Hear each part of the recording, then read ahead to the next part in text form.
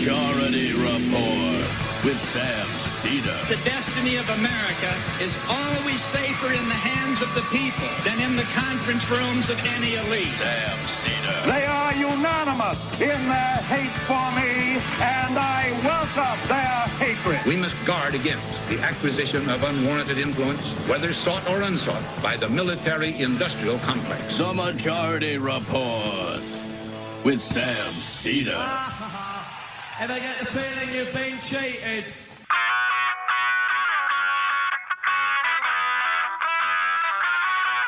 It is Wednesday, July 26, 2023. My name is Sam Seder. This is the five-time award-winning Majority Report. We are broadcasting live steps from the industrially ravaged Gowanus Canal in the heartland of America, downtown Brooklyn, USA. On the program today, Luis Feliz Leon, staff writer at Labor Notes, and Alicia Ozier, worker at the Amazon delivery station in Pontiac, Michigan, who staged or was part of a 60-person warehouse strike during Amazon Prime. Also on the program, author and independent filmmaker Greg Mitchell on what Oppenheimer left out. Meanwhile, Teamsters wrestle historic contract offer from UPS. Be a couple of weeks before we know rank and file supports it.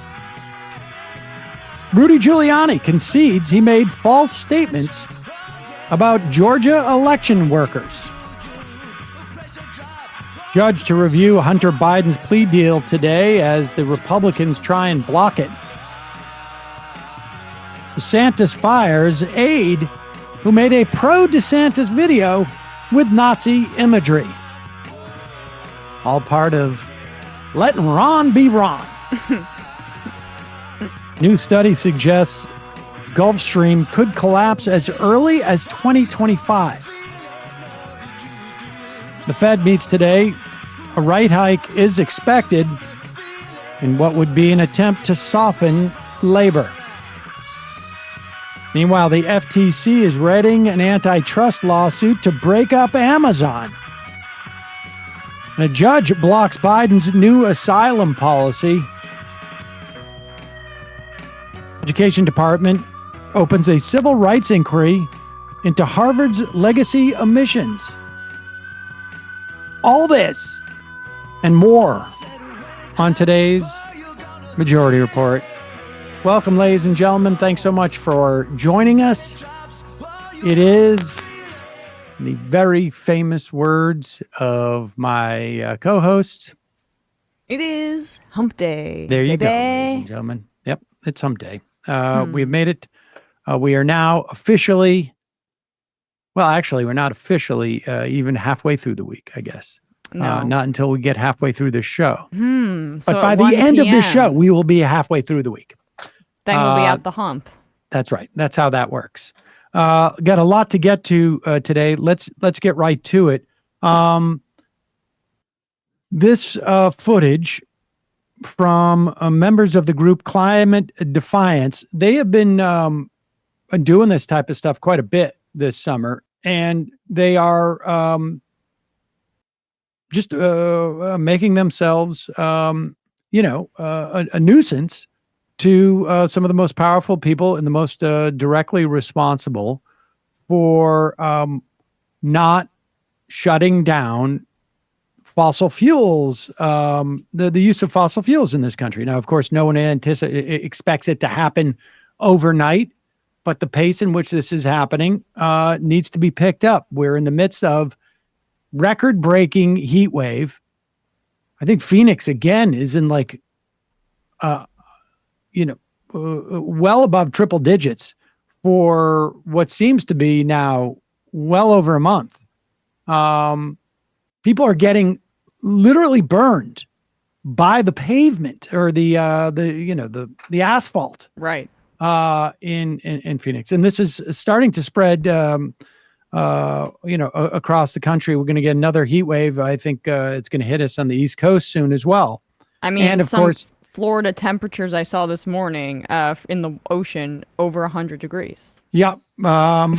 for the second day in a row. And we should say that there is no official sort of records of the heat of the water, and but it's been 2 days in a row, and folks at the University of Miami believe that this is a pretty accurate representation. And they, this is hot tub level stuff. We'll talk about this. There's a report now, study done by a pair of researchers in Denmark this week. And again, they even will concede that a lot more research needs to be done. But there is a real possibility that a sharp weakening of the Gulf Stream currents, or even a shutdown, could happen, well, as late as century's end, but as early as in a couple of years, like literally 2025. Supposedly, they were also surprised to see this collapse coming so soon. The last time there was a major slowdown of the world's network of ocean currents that shapes the climate around the North Atlantic, as far as we know, happened like close to 13,000 years ago and plunged Europe into not quite an ice age, but maybe an ice age. I mean, it was a deep cold for over a millennium. There wasn't obviously as many people who had built cities and were living in Europe at that time. But we shall see. The point is that we are in a time of unprecedented climate change, at least for this civilization that we have built. And it's an emergency.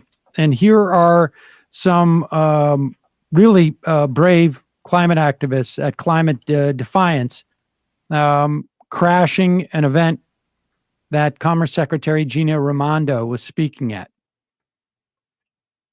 Time to get out. Stop it! That's a song!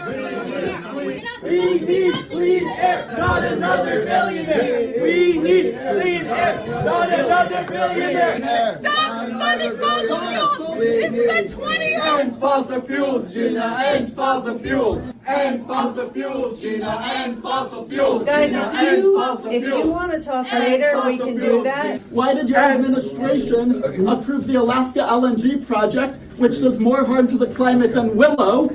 Please don't talk.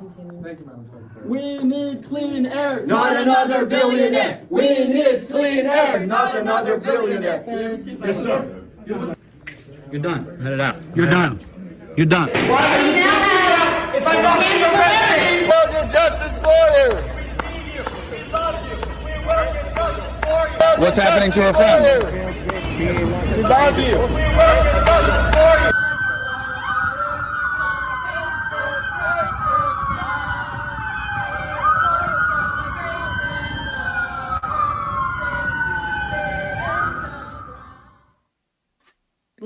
So there you have it. And I mean, this is a couple of these folks obviously were arrested, went to jail. Don't know what has happened. We'll, I guess, get more information as that comes. This comes on the heel of Greta Thunberg's appearance in a courtroom for her own civil disobedience. And here's just a word that she had to say about that. As Bradley gets that, I just want to say it's really cool that she is getting even more radical as time goes on in terms of like these disruptions that she's the face of. I mean, she could have just been a figurehead or someone who, because of her fame, drifted into like a corporatized, sanitized version of climate activism, and instead she's gone the opposite direction.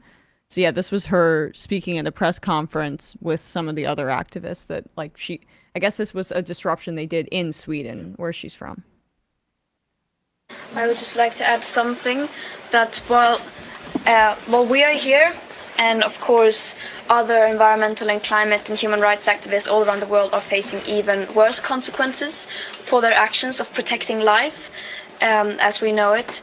We must remember who the real criminals are, the ones who are committing the real crime, and that will be true even if we have jailed all climate activists in the world, because we have truth on our side and we have morality on our side, and that will not change. Yep. Well said. He rocks. So if you have the opportunity to go over and support Climate Defiance, they're doing good work. You can, I think, find them at climatedefiance.org, is it? We'll put that link in the podcast and YouTube descriptions for today. We're going to be speaking to Luis Feliz Leon, a staff writer at Labor Notes, and Alicia Orzier, a worker at the Amazon delivery station in Pontiac, Michigan, in a second. First, word from our sponsor today is HelloFresh. For me, folks, very important. Well, I mean, if you're a parent, you know that you have parenting is really just a series of intense headaches and then feeling guilt about that you're not doing a good job as a parent. That's basically, that's what it is. I mean, there's a lot of joy, of course, that come from your kids and whatnot. One of the things, et cetera, et cetera. One of the things, though, that honestly helps me out both mentally and materially is HelloFresh, because it allows me to make a home-cooked meal for my kids, know exactly what's in it. Also saves me some cash, I'm not going to lie. But also it allows me to cook a home-cooked meal for my kids. They see me cooking, and also because of my selections, it doesn't take very much time at all. I've used these type of services before where they send you the ingredients and give you the recipes. Some of them have been good, some not so good. But the best thing about HelloFresh is not only is the food obviously incredibly fresh, they bank on that, and the recipes are great, but I can pick and choose on their menu stuff that's only going to take me up to 15 minutes of prep time. And that is key. Now, they also have, 30-minute ones and this and that, but I'm making a Parmesan chive chicken dish that is taking me 15 minutes, which to prepare. Taqueria, chicken bowls. I'm heavy on the chicken because that's, my kid. One of my children, he will go nameless, is not necessarily has the widest palate. But the point is, HelloFresh wants you to have it all. Free time and fresh, tasty food. That's why they take care of the meal planning and deliver the ingredients. Everything you need to whip up a delicious meal arrives right to your door. I want to thank HelloFresh, which is apparently America's #1 meal kit, for not only supporting the Majority Report. Go to HelloFresh.com/majority50 and use code majority50 for 50% off plus free shipping. That's the HelloFresh.com/majority50. Code majority50 for 50% off plus free shipping. I also want to thank them for helping me to make fresh meals for my kids, home cooked meals, delicious meals. I'm cutting down on my food waste, which is great because their portions are perfectly, laid out, I guess. And they have ingredients that travel from the farm to your door in less than 7 days. So you can taste the freshness. They have a curated selection of over 100 items in their HelloFresh market. So that if you need to do some shopping on top of the ingredients you're getting for your dinner, they have that option as well. HelloFresh gets you that gets the options that when it comes to dinner, not just the same old thing all the time. They offer 40 recipes to choose from every single week, so you won't get bored. And like I say, a number of those. And I think the longest prep time for anything is 35 minutes. But 15 to 35 minutes for me, 15, but occasionally I'll go dip into the 20, 25. But I just don't have the time, and I want to make home cooked meals for my kids. featuring the quality proteins. They have fresh produce. They have plans for many lifestyles. Again, no wonder why HelloFresh is America's #1 meal kit. Go to HelloFresh.com/majority50, 50. HelloFresh.com/majority50 and use code majority50 for 50% off plus free shipping. How could you not try this service out, folks? All right, we're going to take a quick break. When you come back, we'll be talking to Luis Feliz Leon, staff writer at Labor Notes, and Alicia Ozier, a worker at the Amazon delivery station in Pontiac, Michigan. We'll be right back after this.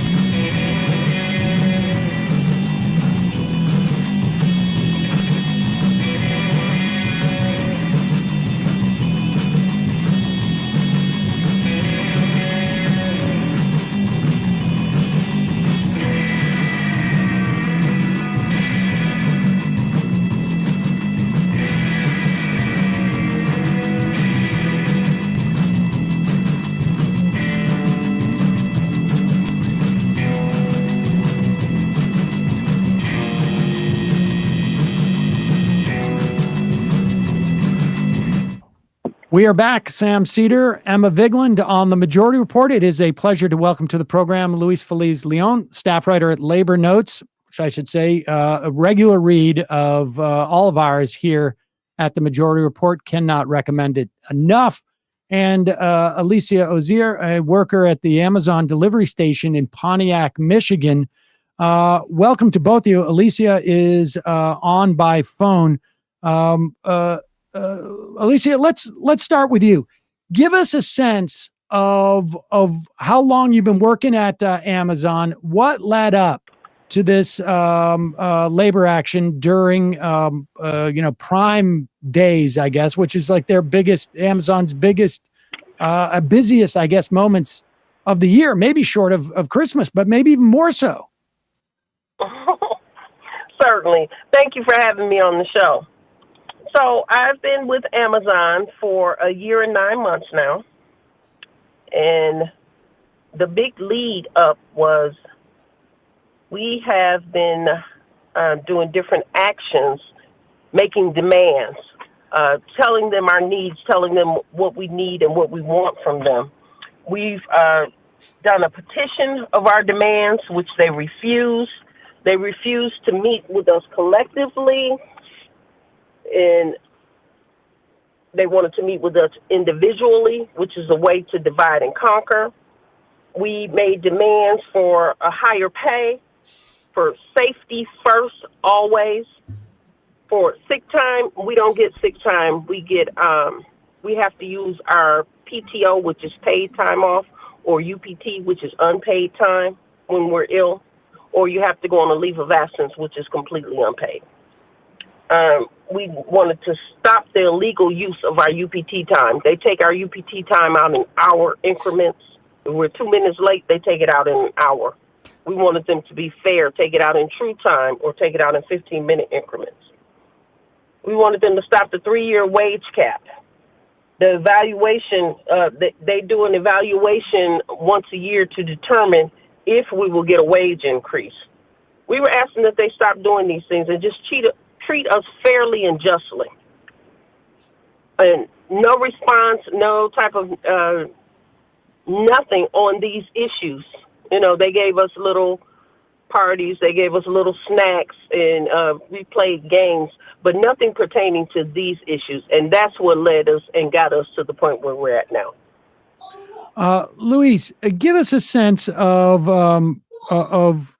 what else has been going on simultaneously as these folks went on strike, 60 warehouse workers for 3 hours in Pontiac. There was something else happening in California as well. Were there other actions that were being taken? I mean, Prime Days, I guess, is sort of like prime time to stage a labor action. You're going to have the most impact. Right. Absolutely. So for the past years, Amazon workers across the country have staged walkouts during Prime Day to highlight demands that they're trying to push to improve their working conditions. So Alicia and her coworkers are part of a my daughter has just joined the call. I understand. No worries. Been there many times.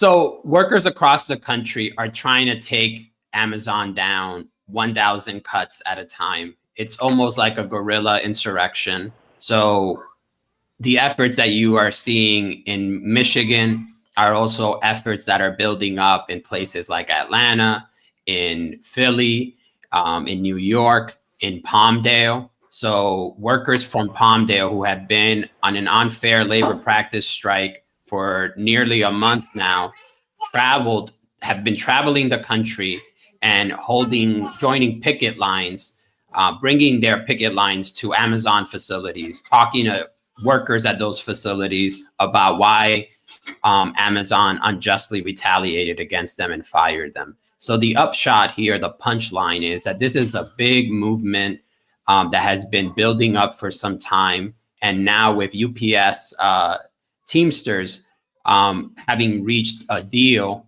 with UPS, the vote members still need to vote on this tentative agreement that they've won. But the sights are on Amazon next for the Teamsters. Interesting. And Alicia, give us a sense of of your seniority in amongst your cohort of workers there, and in terms of like how long a year and a half is relative to other workers. And I'm curious as to like your sense of what's happened since you took those actions in terms of how it's impacted both your fellow workers and management. Okay.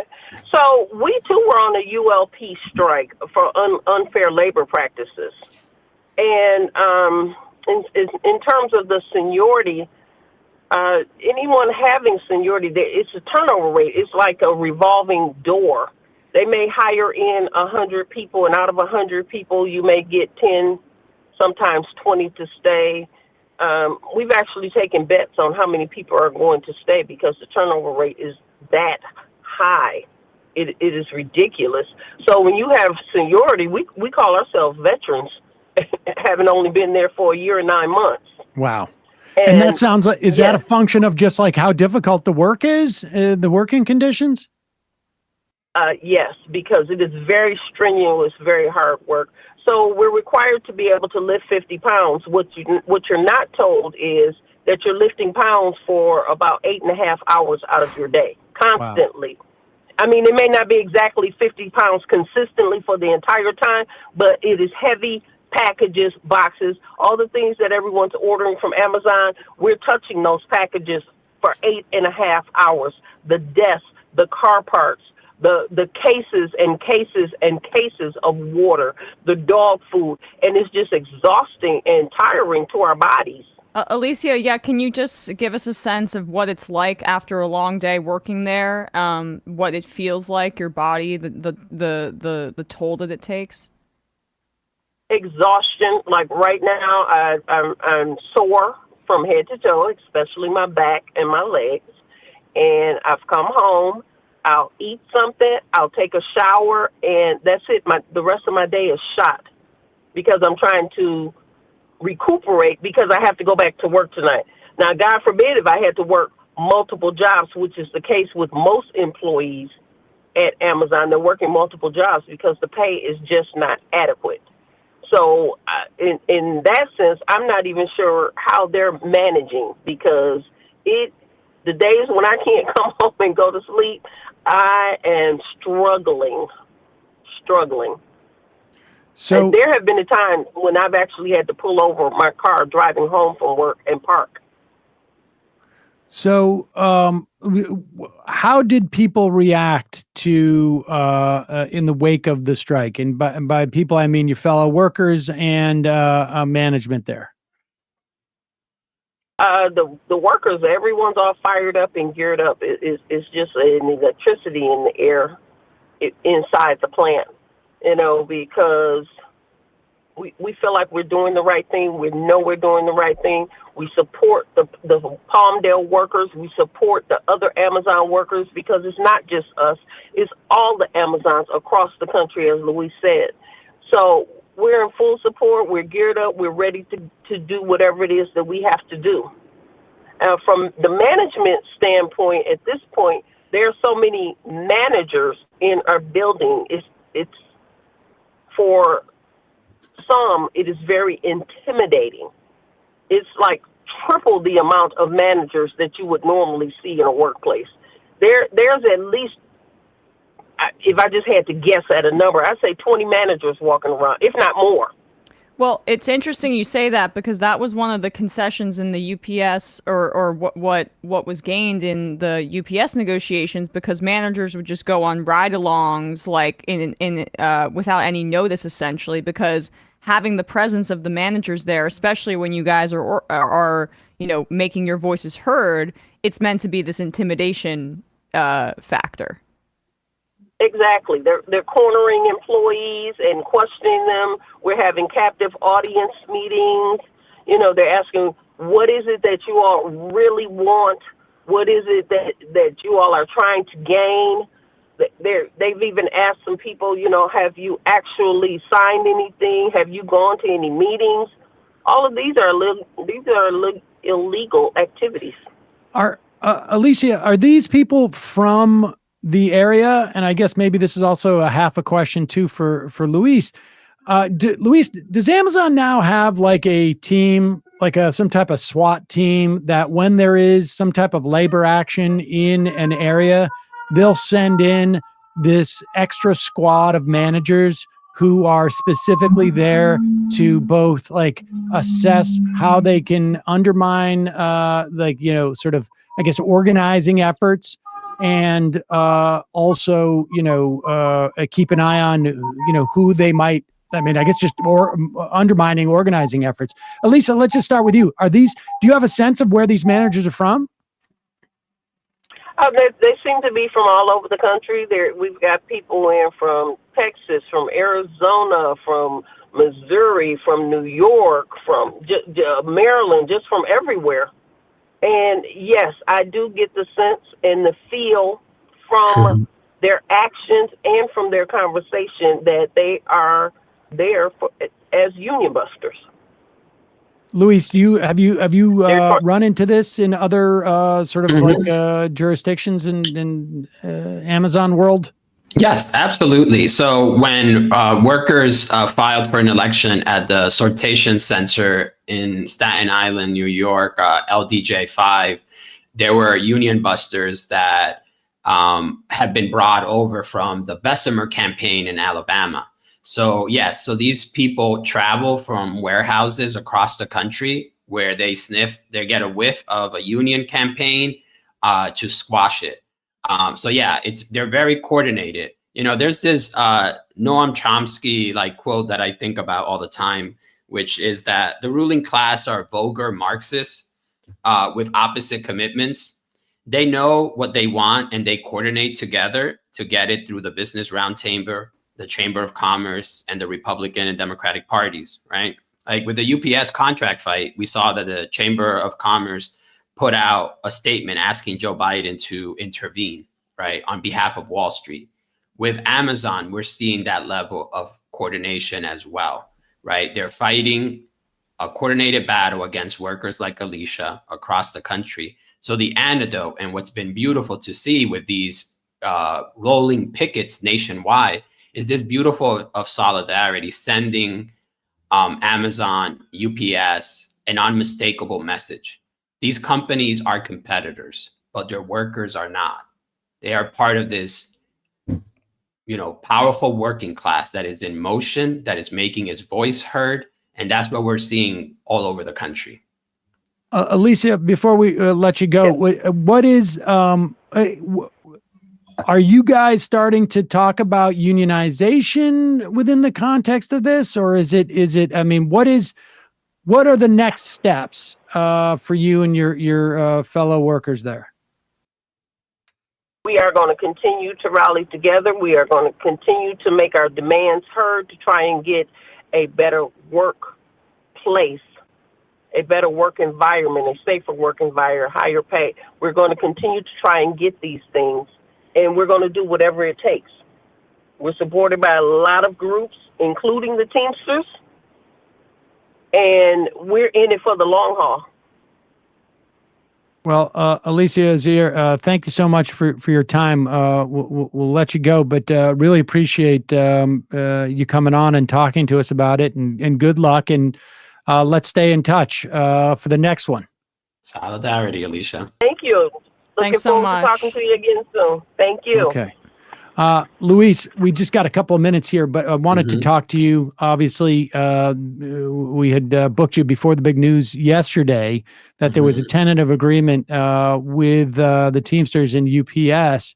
The Teamsters, in their press release, call it historic. There's only so much that we really have a sense of, from the outside as to how this is going to be received and what the fine print is. Nobody's seen that yet.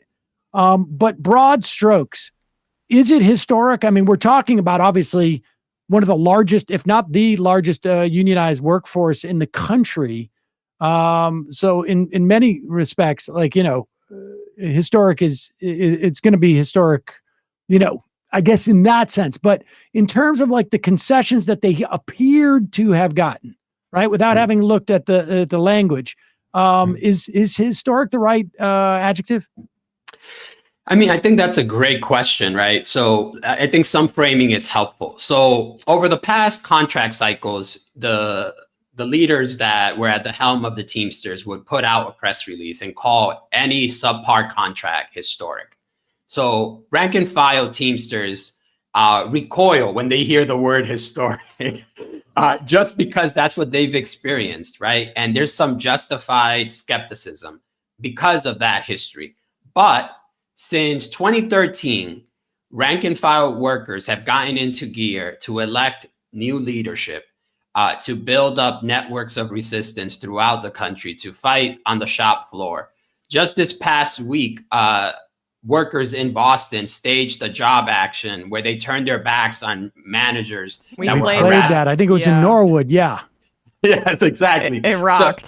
Right. So that's the sentiment out there. Like, workers are ready to fight. The expectations of this contract campaign are through the roof. So right now, what we are seeing is that members may be, when they see this TA and they review it, they may say, hey, we want more. That's for the members to decide if that's where they're at. But if we look at the contract from 2018, this far outpaces anything that workers had won in that contract. If anything, workers gave up so much in that contract. So there are gains, and in big gains. And in that sense, it is historic. It is historic because we cannot discount, even if like this contract doesn't check off all the boxes, that this was something that workers won. One conversation in a parking lot from Indiana to Maine to Rhode Island to Massachusetts to New York, Ohio, all over the country, California, people have been having these conversations with one another, telling them, hey, this is what the company is going to do. They're going to divide us as package car drivers against the part-timers. Here's the tactic, how we overcome that. That is amazing. For a leader, even if the most top-down union cannot achieve that level of mobilization, if it wanted to, it has to come from the rank and file. And the rank and file have truly stepped up. And I think the greatest historic aspect of this campaign has been that mobilization that has happened among the rank and file. Has that, we got to have you back to talk about this at length. Maybe we'll do it. I know that on the 31st, in 5 days, the locals are going to be sending two leaders from each local to go and take a look at the contract and come back and make their assessment of it. But on this theme of the rank and file, is this a function of, and you can answer D, I guess, but A, the growing sort of like, and I've noticed this in other unions too, caucuses within the union that are becoming the growth of more radical caucuses within the union structure. In this instance, I think it's the Teamsters for a Democratic Union. Is it a change, like a generational change, where younger people are coming in with a different perspective on labor management dynamics? Is it COVID? Is it D, all above? All right. I'm not going to give you the checklist answer. I'm going to say this. A constellation of factors have converged to strengthen the hand of workers at the bargaining table, right? These include the fact that contracts are expiring at the same time. So we see that the screenwriters are on strike, right? Airline flight attendants with American may be out on strike. So this is the moment that we're in. This is a serendipitous People have models of other people taking these type of risks, and it makes them more apt to feel like they're in an environment where what they're doing is not so crazy after all, type of thing. Right. And then there's a turbocharged, wealth inequality that has eroded living standards. There's severe weather events. My article in the American Prospect talked about, winning air conditioning. That was a big win for these workers. Widespread anger over the aftershocks of the still raging pandemic, and then the exorbitant corporate profits. Now, what's the key ingredient in all of this? We have experienced bad times before, but you need organization. You need rank and file organization. And the secret weapon here has been Teamsters for a Democratic Union. Teamsters for a Democratic Union have been organizing against concessions, defending pensions for decades. So that's why it's important to take the long view and see, how did we get to this moment? Well, there was a group of people who have experience, that have done this before, that shared those tools with a rank and filer alone in the middle of Ohio with a hostile leadership, telling them, what's so hard about going on strike? You just hold a picket sign. Well, people have fear. You got to overcome that fear if you're going to strike. So that it's not as simple as that. So it takes organization. And unlike in previous contract cycles where the the administration, the international, has been hostile to reformers and caucuses. That has not been the case. So O'Brien and team deserve credit for what they've done in helping facilitate this and advance it. So it started, the practice pickets, as I say in my article, started with TDU, but they broke out of that, right? Interesting. So all right. Well, Luis, we got to have you back, because I really do think this broader conversation, the UPS strike for the moment seems to be averted. But like you say, we've got airline pilots who are talking. We've got perhaps something happened on the Amazon front. There's this summer of strike still may be upon us, but certainly there's a shifting labor dynamic, and I think I'd love to have a longer conversation with you about it. In the meantime, I can't recommend Labor Notes more to folks. It's a great way. It's a huge and valuable source for us here. Really appreciate the work you've been doing there, and thanks for coming on and talking to us today. Thanks for having me. Thank you. Take care. All right, folks, we're going to take a quick break, and when we come back, we'll be talking to author and independent filmmaker Greg Mitchell about what Oppenheimer missed.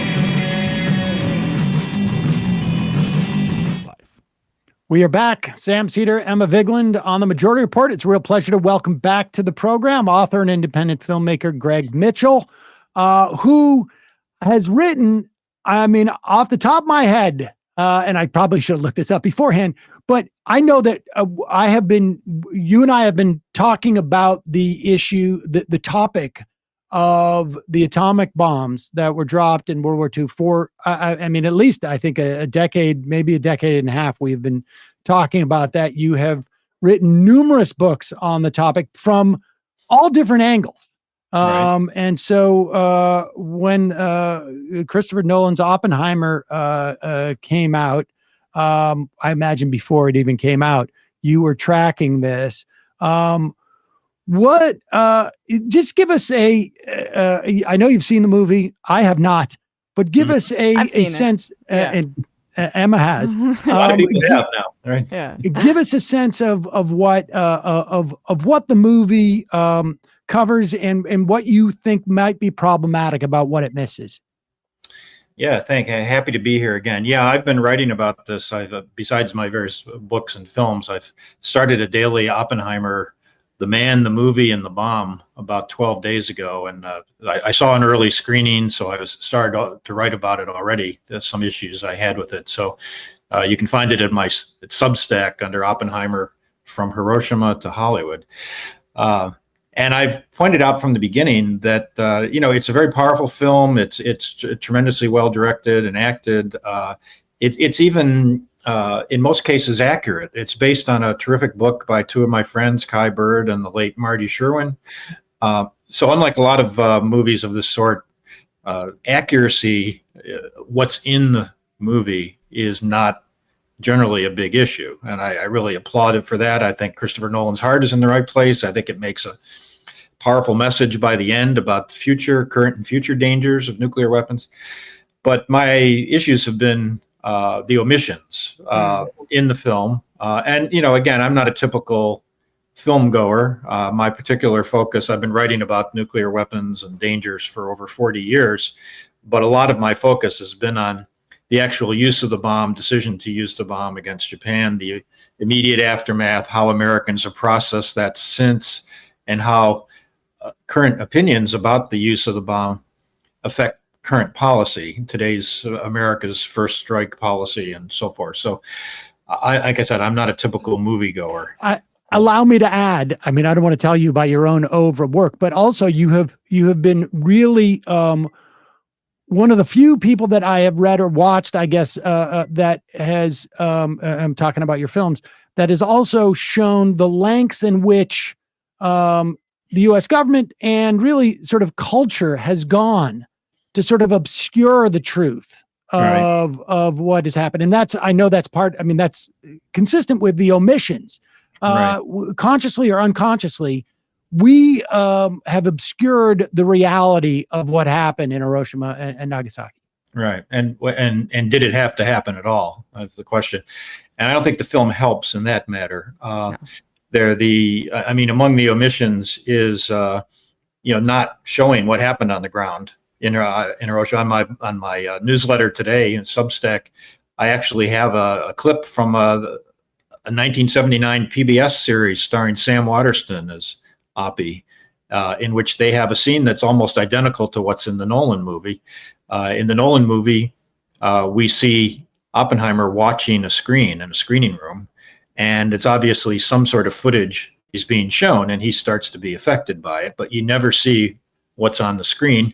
In the 1979 film, is almost the exact same scene from the same angle, but we do see some of the images of what happened to victims on the screen. So, but in general, the film shows almost nothing of anything that happened on the ground in Hiroshima. Another issue that it falls far short is there's virtually no mention of radiation, if you can believe that. Rather important factor in the bomb. We, like most filmmakers, he loves to concentrate on the Trinity test, partly because no one died there. So filmmakers love to show the pyrotechnics and the drama and the great success of the Trinity test.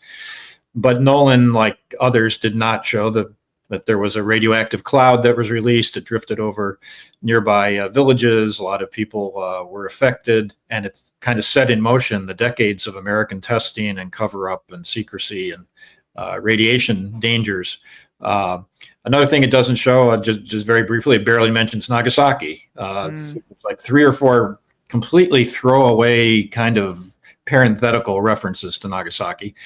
And fourth, I mean, I could go on, but a major one is that to me, it sustains the same, what I call Hiroshima narrative or official narrative that's been in place since 1945, because the key scene, which is factual, shows a general or a member of the Truman's top advisory committee with the narrative that only the bomb could prevent a mass invasion of Japan. Hundreds of thousands of Americans would be killed.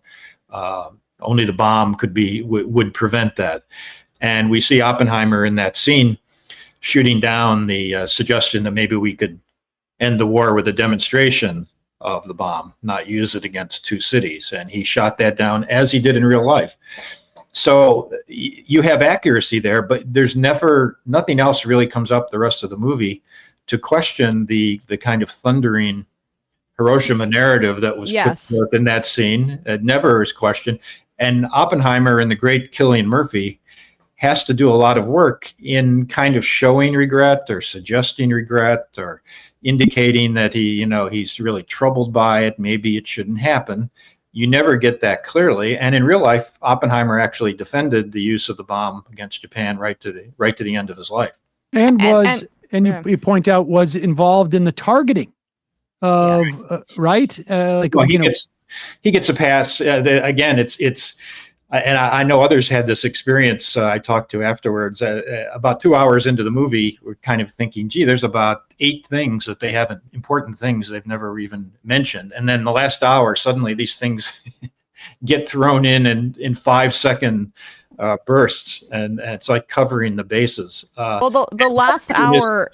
The last hour of the 3-hour film is, I mean, the weakest part, I would say. But like that was, it's your reaction, the fact that they never show, people's skin melting off or elementary schools getting leveled leveled. I mean, I saw it with family, and the reaction that they had was I was hopeful that they would be a little bit more like, we shouldn't have done that. But there was not that reflective moment. And to me, that indicates exactly what you were saying, where Nolan was primarily, I think, interested in the psychology of the man and then the science and the pyrotechnics, as opposed to making a more political film, even though they are, one of the strengths of the film is that they are unambiguous about the Red Scare element and the targeting of anti-communism, which I was happy that was included. But but to your point, I mean, another omission is they don't talk about how when they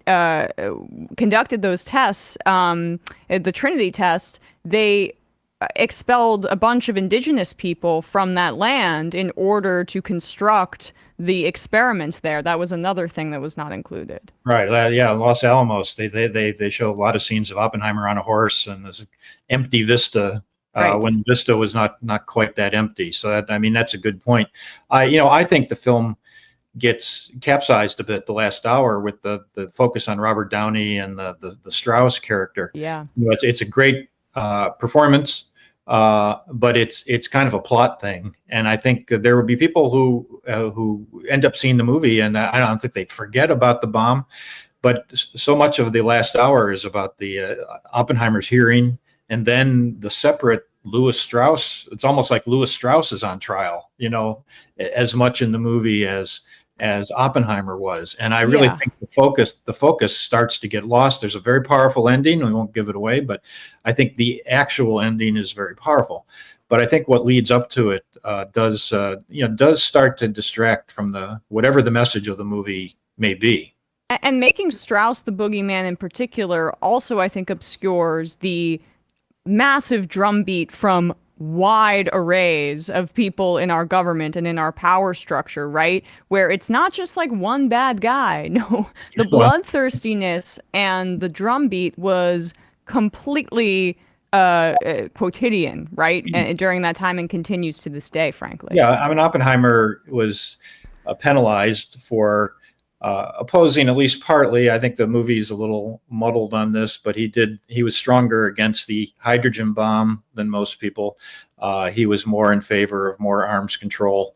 And so he was partly penalized for that, although it seems to focus again on that Strauss was getting back at him for Oppenheimer mocking him a bit before. So again, you could watch the movie and say, wow, this Strauss, he just was mad at Oppenheimer. So again, it kind of gets away from this H-bomb warning factor. But Oppenheimer had a lot of skeletons in his closet. Again, we don't want to give away anything more in the movie, but he had a lot to kind of try to defend, and he ended up kind of throwing in the towel. He didn't defend himself. We see Emily Blunt, his wife, kind of yelling at him because he's not yelling at him enough. So again, this gets muddled with what the message of the film is, and any regrets that Oppenheimer may have had about making and using the bomb. Greg, isn't this? I mean, in the context of like how both there have been official attempts, governmental attempts, Hollywood, institutional attempts to sort of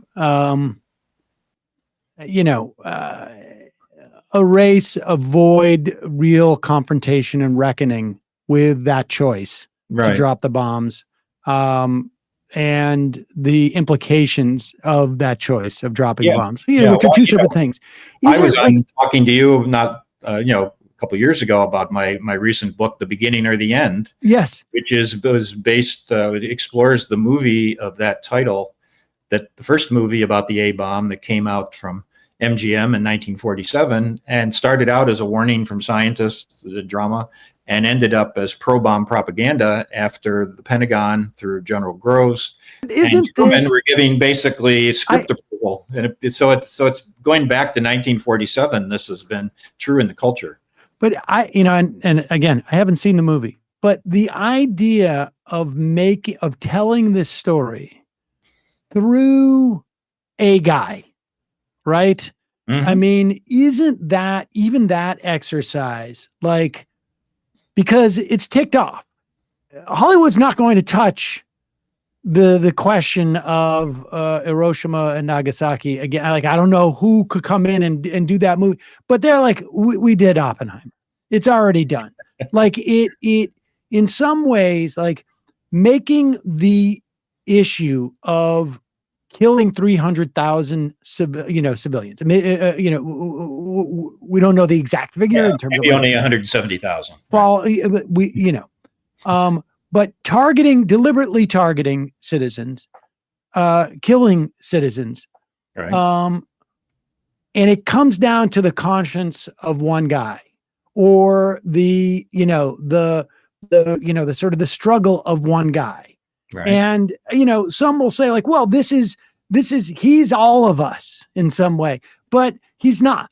And, and if he's all of us, then all of us don't really have to reckon with it. We have this proxy and done. Like, give me your sense of like, what is it with our society that just can't handle this question and really deal with it frontally? Well, I call it America's raw nerve that has been in place. There's been countless movies about World War II where Americans are, rightly soldiers, brave and heroes, and we're saving Europe from the Nazis. We're opening the concentration camps. And of course, Nolan himself made Dunkirk. But the atomic attacks are completely different. In those cases, we're kind of the perpetrators. We're kind of, even though Japan attacked us on Pearl Harbor, Hiroshima and Nagasaki were also, sneak attacks, if you will. It was carried out by genius, scientists. Planes didn't have to fight a battle to get to the targets.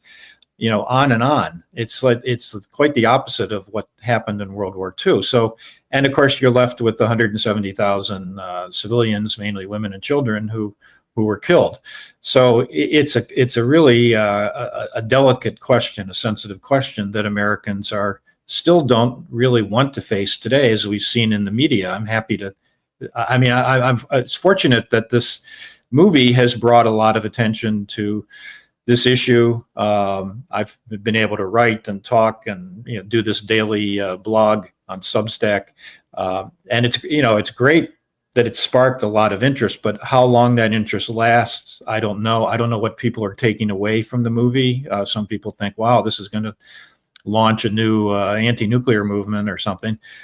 I just don't know. I don't know what people are going to take away from the movie. It could be a missed opportunity, but right now. Some of us are trying to, raise this issue anew while there is new interest.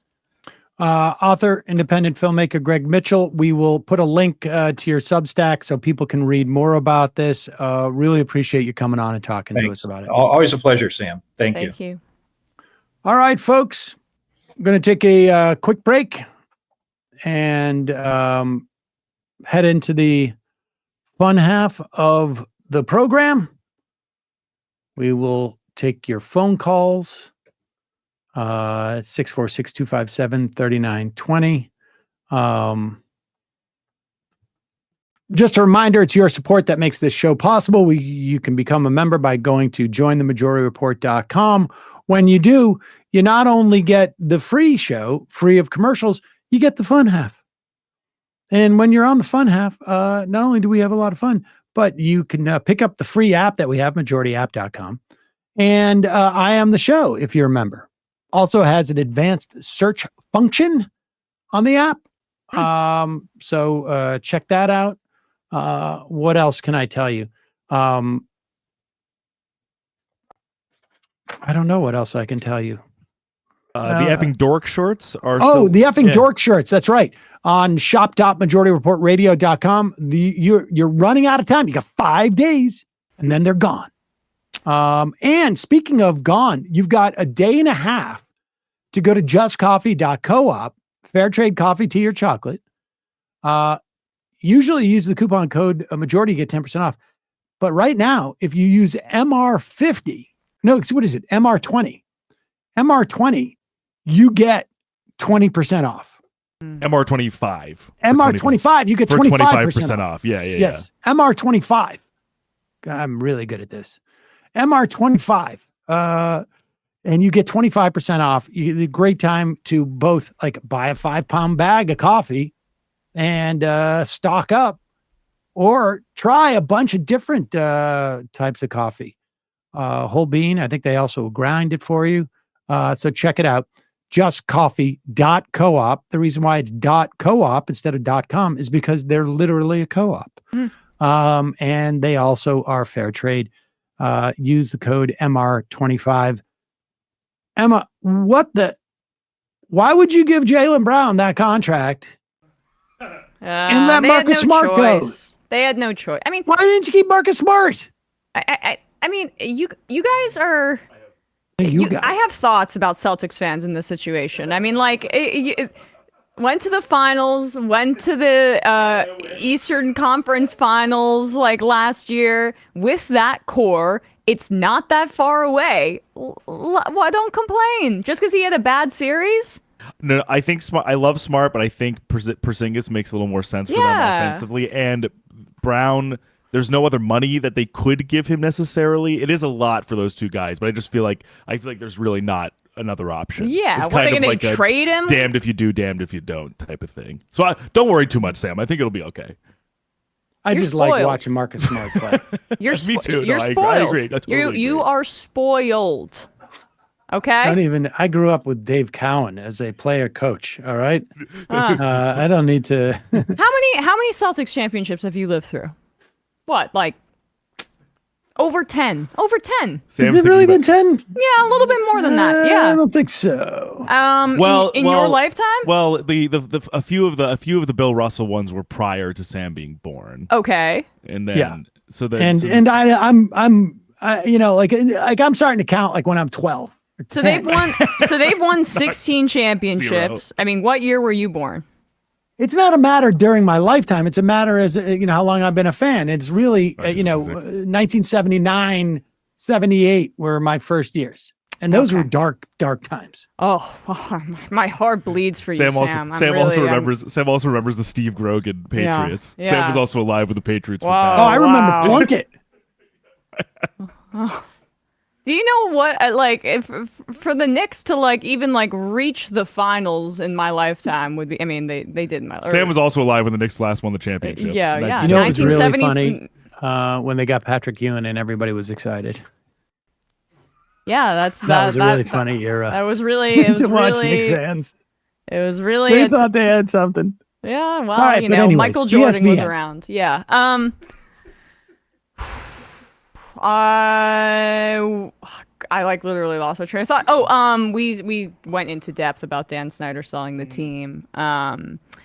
We also and the multiple investigations that led to that. We also spoke about the state of the running back market in the NFL and the labor action that seems to be kind of brewing. Although some of them are showing up. At least Josh Jacobs isn't. The first NFL coach actively coming out as gay, and we also talked about the new throwback uniforms, which is always fun to analyze. youtube.com/ESPN show. And folks, don't forget to check out Left Reckoning. Oh yeah, sorry, we're very close to 10,000 subscribers, so please subscribe. Dude, guys, go subscribe. What's wrong with you? I know.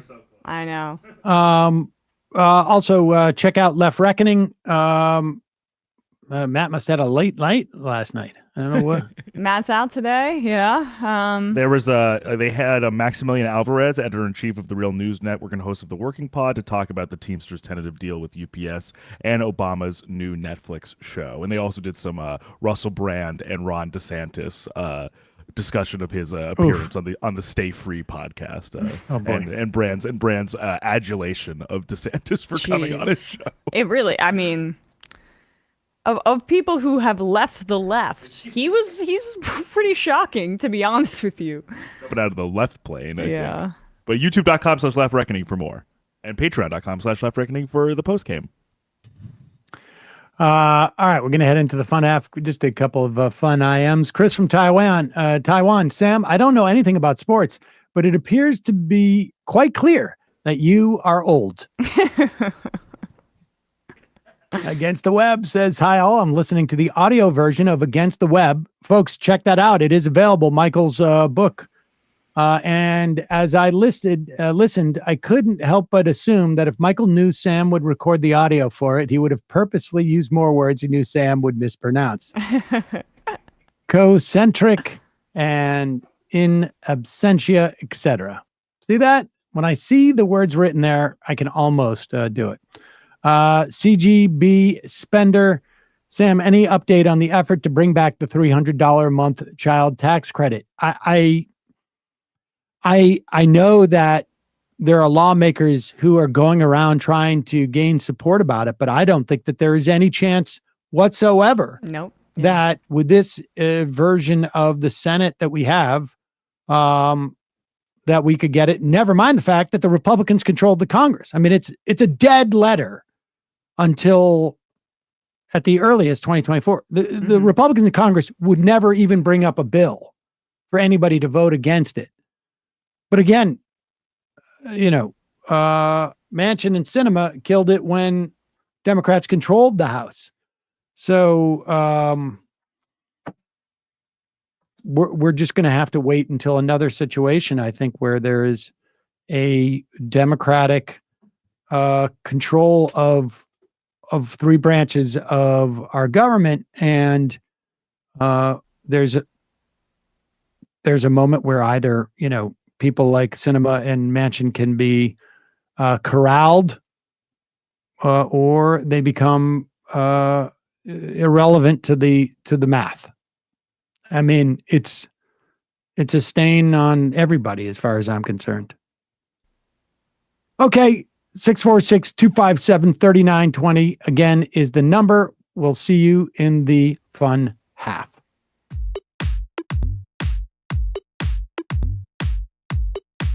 Left is best.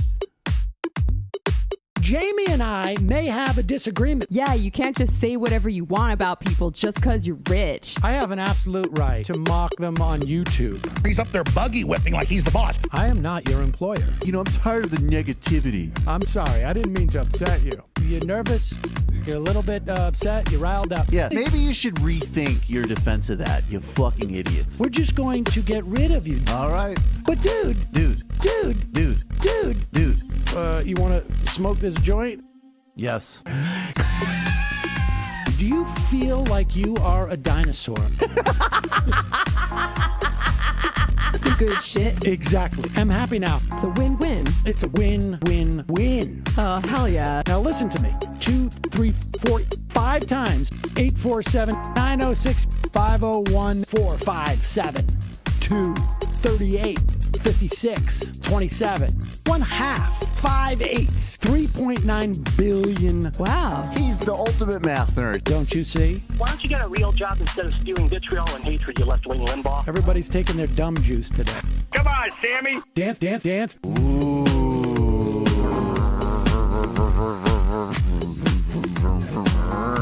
Rand Paul. I had my first post-coital scene with a woman. I'm hoping to add more moves to my repertoire. All I have is the dip and the swirl. Fine, we can double dip. Yes, this is a perfect moment. No. Wait, what? You make under $1 million a year. You're scum. You're nothing. Excuse me? Fuck you, you fucking liberal elite. I think you belong in jail. Thank you for saying that, Sam. You're a horrible, despicable person. All right, gonna take a quick break. I want to take a moment to talk to some of the libertarians out there. Take whatever vehicle you want to drive to the library.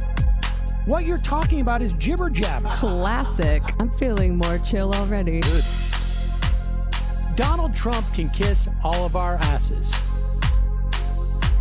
Hey Sam, hey Andy, you guys ready to do some evil? Hitler was such an idiot. That guy might be a Nazi. Agree. No. Death to America. You. Yes. Wow. Wow, that's weird. No way! Unbelievable. This guy's got a really good hook. Throw our hands up. Ooh. Wow. But Sam, I gotta get off. No worries. Let's. I want to just flesh this out a little bit. I mean, look, it's a free speech issue. If you don't like me, Hey! Shut up! Thank you for calling into the Majority Report. Sam will be with you shortly.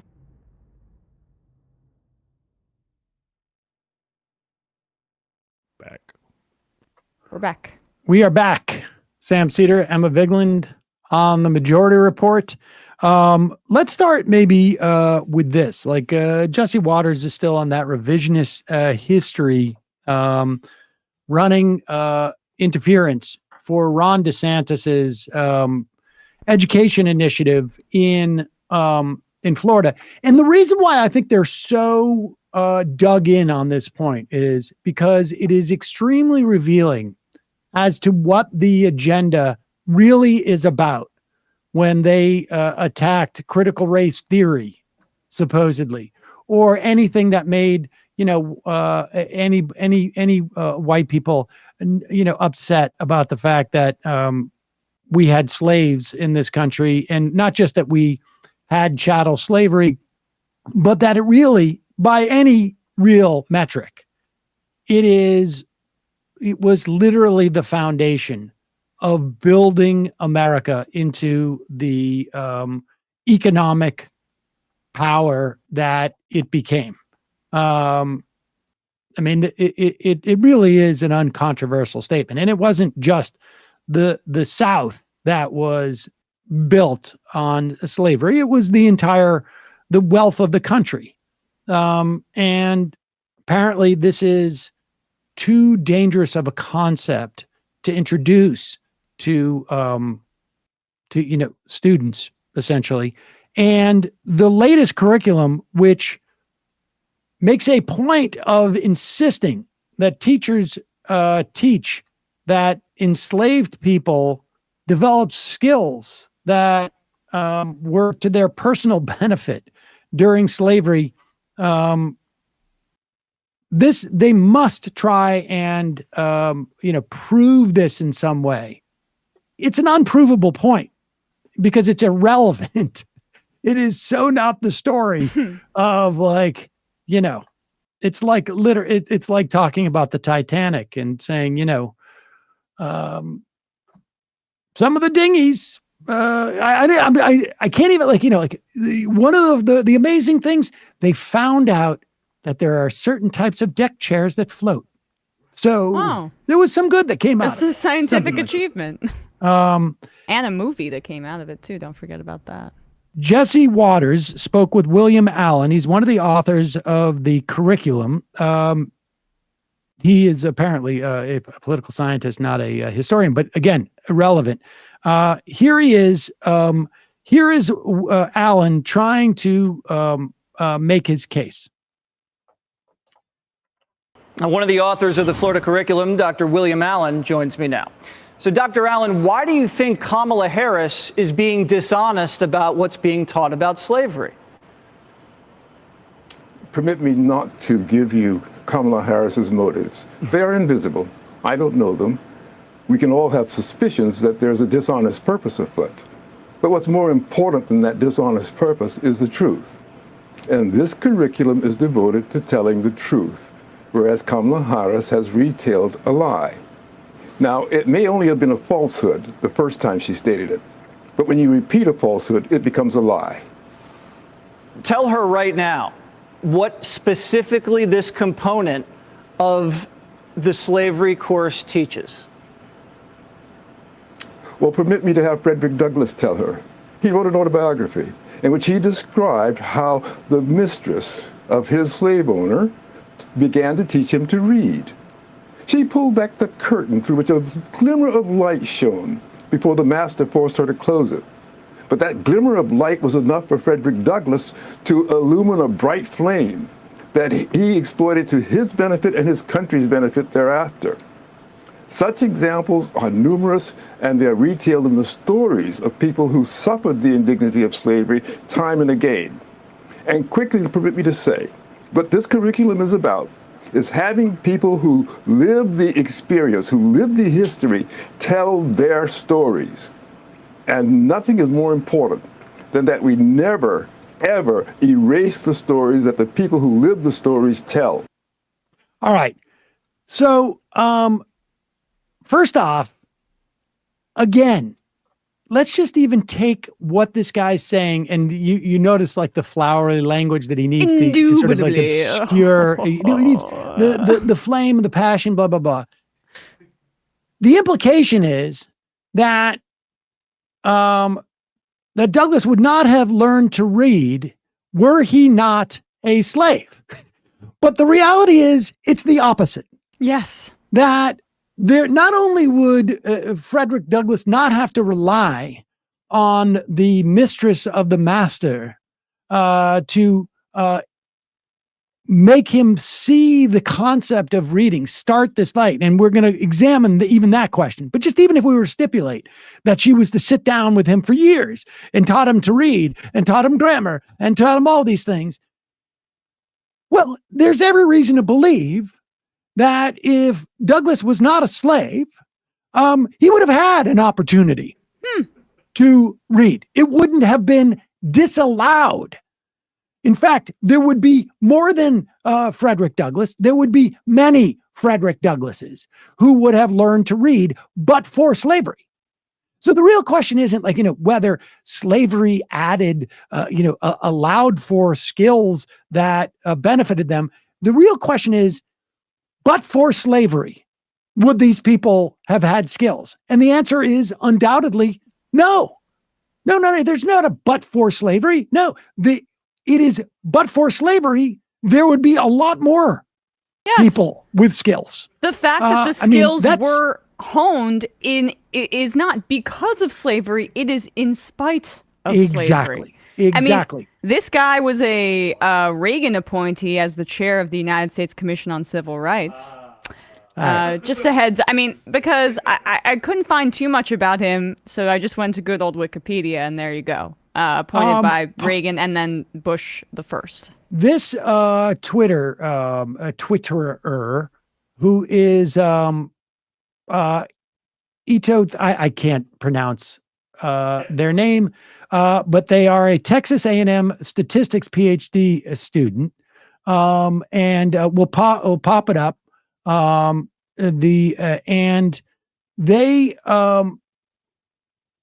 they did a tweet thread on William Douglas, the way that he presents it within the context of his biography. And you can scroll down here. We're not going to go through the whole thing, but bottom line is, yes, his mistress, who he says had no experience in slavery before she married his master, and therefore was open to the idea of introducing to him literally the alphabet. And then not only did she stop teaching him when her master, her husband, said, stop doing that. This is Mr. and Mrs. Auld. She assisted me in learning to spell 3 or 4 letters, words of 3 or 4 letters, like dog, maybe cat. And then once she was forbade from doing it, you can scroll down to where he gets into the capital A's.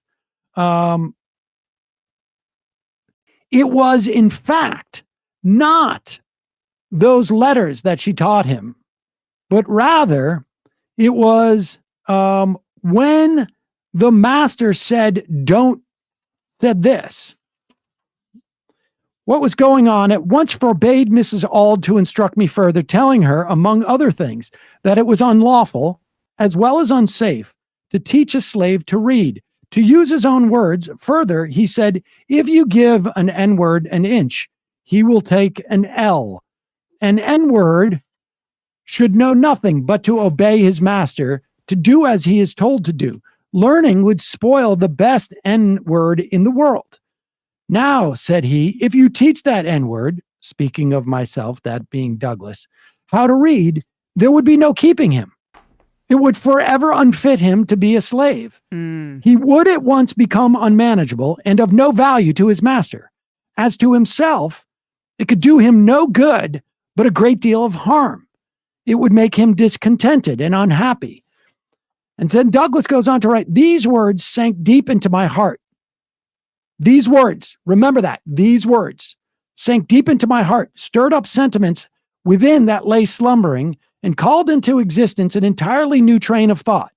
It was a new and special revelation, explaining dark and mysterious things with which my youthful understanding had struggled, but struggled in vain. I now understood what had been to me a most perplexing difficulty, to wit, the white man's power to enslave the black man. It was a grand achievement, and I prized it highly. From that moment, I understood the pathway from slavery to freedom. It was just what I wanted, and I got it at a time when I least expected it. While I was saddened by the thought of losing the aid of my kind mistress, I was gladdened by the invaluable instruction which, by the merest accident, I had gained from my master.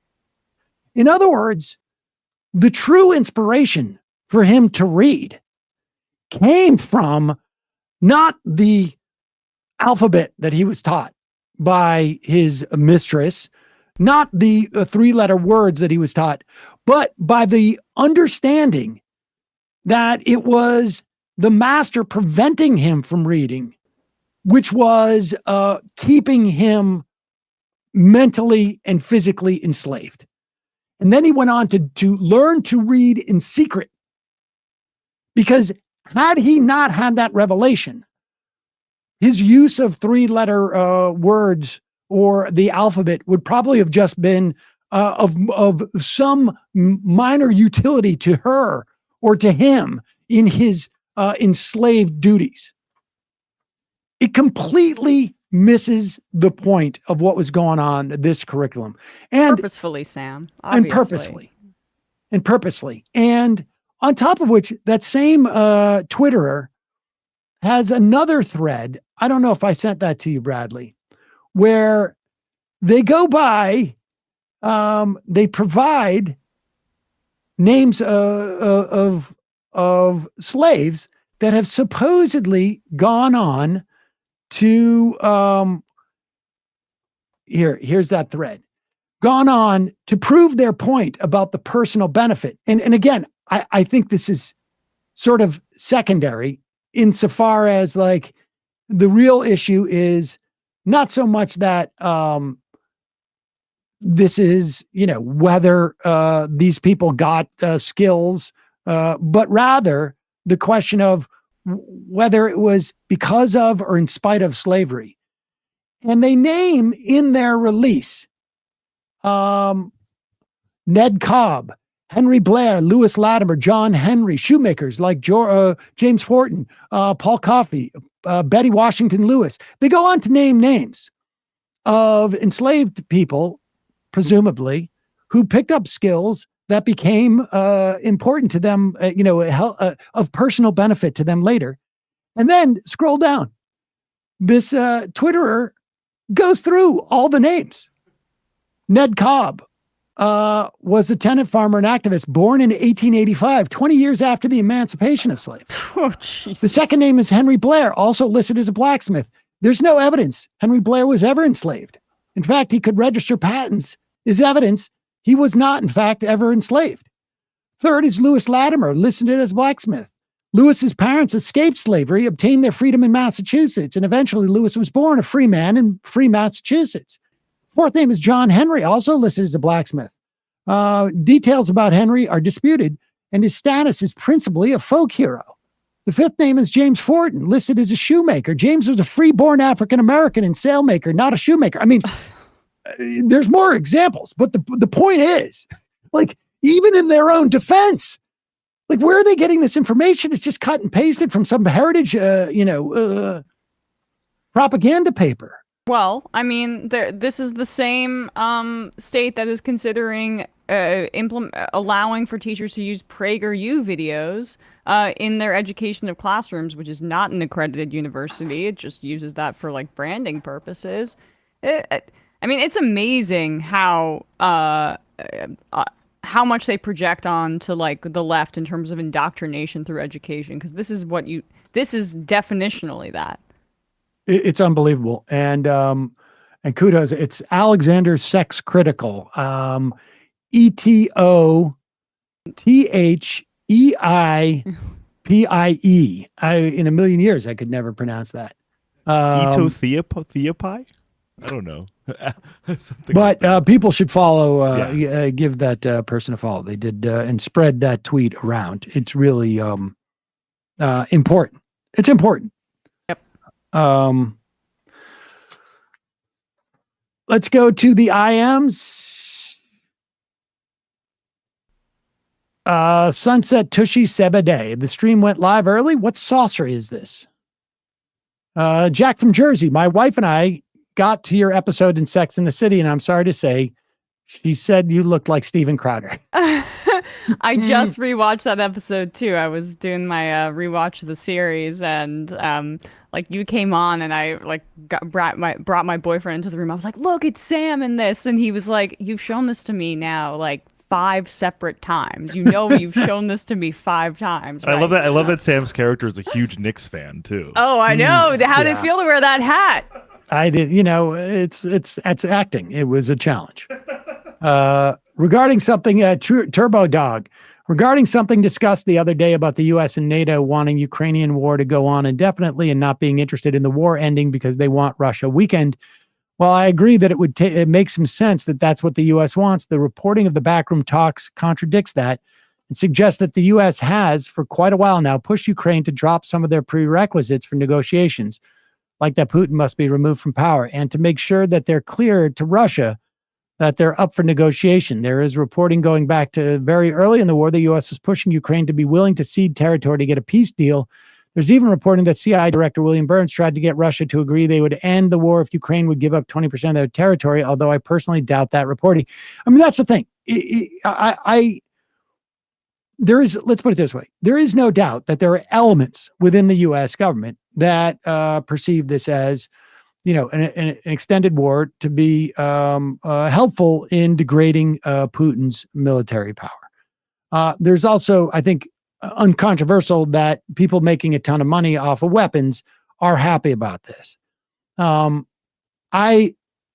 My sense is that at the very least, there are elements of the U.S. government, and I would say that Biden more than likely is one of those, that were never interested in this, that would have liked to avoid this at all costs to the extent that they could influence it, and that have probably been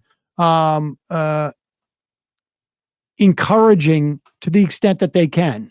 Some, at the very least, realistic goals that Ukraine can have. We can't really know for sure. I certainly hope that that's the case. But you know, again, to the extent that you're skeptical of some reporting and others, I think, like, you know, it's very hard to know the reality of this, because you don't want if you are Ukraine, you don't want the U.S. to be publicly stating what the limits are in which they would provide support, temporarily or not. I mean, the bottom line is, as soon as we got close enough to the election of 2024, the incentive for Putin to go to the negotiating table is greatly diminished. We will not get a sense of his inclination to do so until after the election, where he will know whether he has an ally, if you will, or at least someone who is willing to pull the plug on support for Ukraine, or not. And if he doesn't, he's more likely to go for a negotiated peace rather than, you know, presuming that there's going to be 4 years of continued support for Ukraine. I mean, I think that's, I don't think any of that is controversial. Juniper J, don't throw away your coats just yet. If the Gulf Stream does break down, it'll probably result in an ice age. Is anyone surprised to see the right-wing media go full force into slavery apology this week? This makes it clear to me that Florida is just the first state changing curriculums to indoctrinate kids that slavery was beneficial to the savages. Indeed. Sleep male dad. The stagflation of the 70s that led many countries around the world to take a hard right economic turn was largely blamed on government spending, the welfare state, overregulation of the economy. In your opinion, what was the real cause? Was it more to it than OPEC?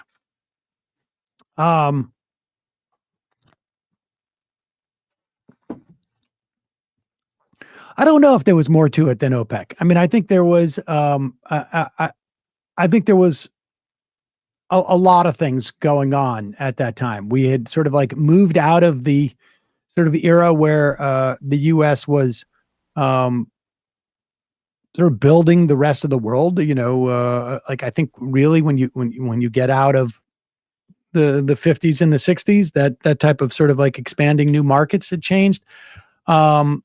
I think OPEC had a lot to do with it because that's how you get inflation, and that's how you you get a stalling of an economy when there's no fueling it. But do you have a book that you would recommend for a fair look at the history of the Soviet Union or a critique of socialist communist states around the world? I can't think of one off the top of my head, to be honest with you. Do you guys have one? I do not. I mean, We this need is Matt here for that. Matt, yeah. A good we Matt. need Don't look Fink. Happy Friends I am Day tomorrow. Wednesday, folks. Here in Britain, some genius known as Lord Frost claimed that higher temperatures will be good for Britain. No, they won't, Lord Frost. In other news, after recent developments, Labour Party leader Sir Keir Starmer shall now be known as Sir Kid Starmer. Also, both Weinstein brothers are batshit, but which one, if any, do you think is the most batshit? Brett is more batshit. I Brett think is it's probably definitely true. More batshit. Kid tested Politburo approved. Any truth to the rumors that the UFO hearings were planned to take place when the Commander papers dropped? It's bad enough that the first canine is German, but he's also ACAB. Glenn Beck is the only one talking about the real news. What are the Commander papers? That's Biden's dog named Commander. So the first dog, Sergeant, I think his name was. I know the Commander's been biting Secret Service. So it's been a bunch of A blocks on Fox News about Commander biting different Secret Service members, wanted to be hospitalized and things like that. At least Biden has dogs. Trump was like the only president who did not have a pet. Trump's a germaphobe. He wouldn't like want a dog around him. Of course, he doesn't like animals. Do you think, guys, you guys could get Greta on the show for an interview? Another good one to try would be the ex-Finnish Prime Minister, Sanna Marin. Well, I mean, that one might be hard, but Greta might be hard too, but that would be that's honestly a dream guest for me, at least. Rafi, regarding Florida curriculum, did you see this guy's Twitter thread? Yes, in fact, we just showed it. As a former Amazon worker, stop ordering bottled water, you slobs. This movie review is absolutely horrible, and part of why Hollywood cannot make big budget movies for adults. It's just more Marvel garbage for babies. What are you talking forever about? With this mindset. Perhaps Japanese atrocities need to be shown on film as well? I don't know what. First of all, like this movie's about to make a crap ton of money, so I don't know what that is in reference to. I think the legitimate critique of the focus of the film, which I mean, I don't know. I don't understand that comment at all. They're like it's just saying that you can't you're not showing the reality of by not showing I think the results of the bombing. Nolan can do whatever he wants. Like the point was that he's one of the only filmmakers around right now that can get that budget for a movie like that. And so it was a big opportunity to make clear what we did as a nation. I mean, and there was a missed opportunity there. That was my first reaction too, coming out of the film. So if they should have shown Hiroshima and Nagasaki or done something about that. Scooney, at this point, is there any logical argument to say we're going to avoid catastrophic climate change that will basically end civilization? There's no political will to do anything close to enough. The train is speeding up exponentially. We are so done. I mean, Michael Mann would argue that there is a logical argument to that effect. And that I think he would also argue that it's logical to make that argument. Because you're not going to get, you can't move into the modality of like, we need to be more adaptive. You're not going to get any more attention for that than you will. We need to mitigate, frankly. And so the best thing to do is to, continue to argue that we can mitigate the implications of it. Obviously, the mitigation is going to be less and less. But unless you have another option as to what to argue for, I think it's illogical not to continue to do that. Mark, because, maybe you get lucky. I mean, look, if 2016 proved anything, it's that, sometimes the 1% odds do come in. Mark Monkey, hey, Sam, I'm in Michigan. I'm wondering if your guest wants us to boycott Amazon while the strike is going on. Can you ask her? It was a brief labor action, and I'm sure if they want you to boycott, that word will get out. Ash Manson, I worked at Amazon for 6 years. One of the most unethical things they would do is schedule mandatory overtime with half a day's notice. If you have a conflict, you need to cover it with your paid time off or unpaid time. But if you don't have any, you get fired.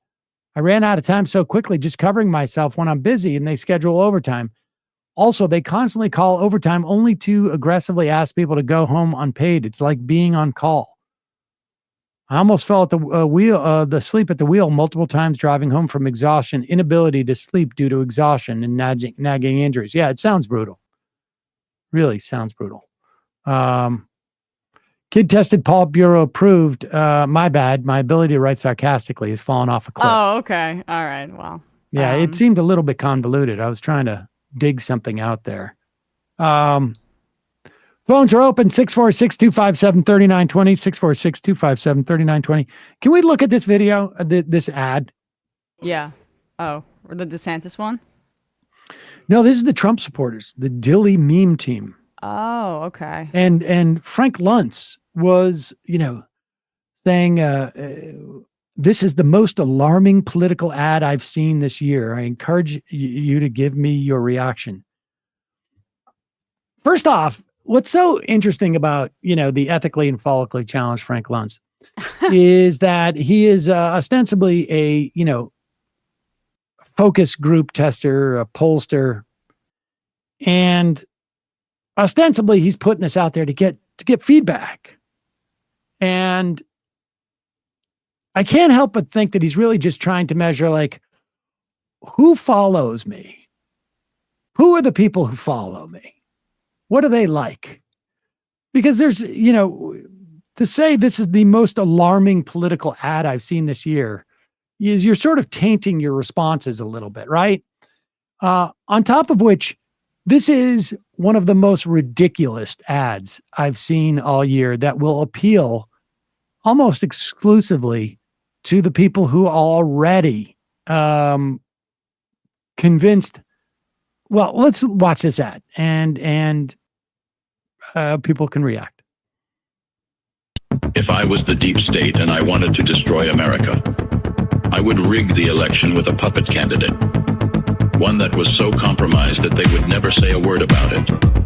I would create a false flag that allows for mail-in pause ballots. it just for 1 second. And just so that you get the proper mindset of realizing how ridiculous this is.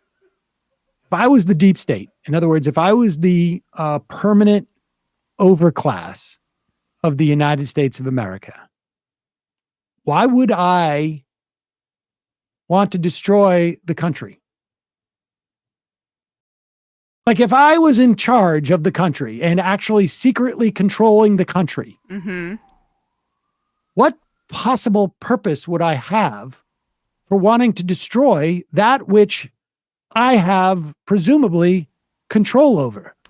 Well, you would say that, right? If you were a demon trying to hide your true intentions, But I'm controlling it.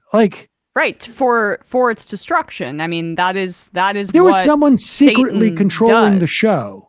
Yeah. Okay, for instance, let's just, as an analogy, George Soros. Right. Secretly controls the show. I think everybody knows that.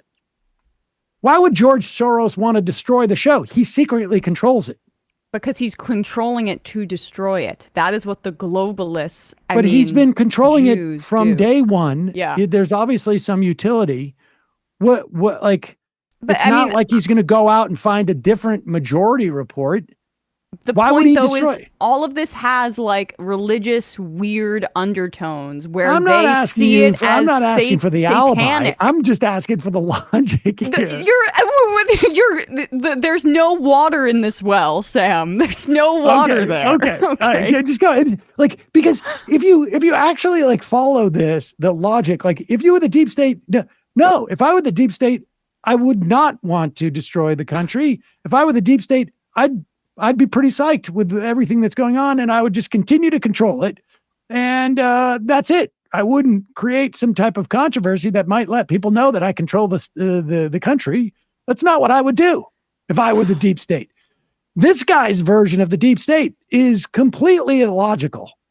I mean, even if you accept the premise that there is secret, people who have the ability to control all this stuff, why would they destroy that that they have control over? Doesn't make any sense, but go ahead. If I was the deep state and I wanted to destroy America, I would rig the election with a puppet candidate.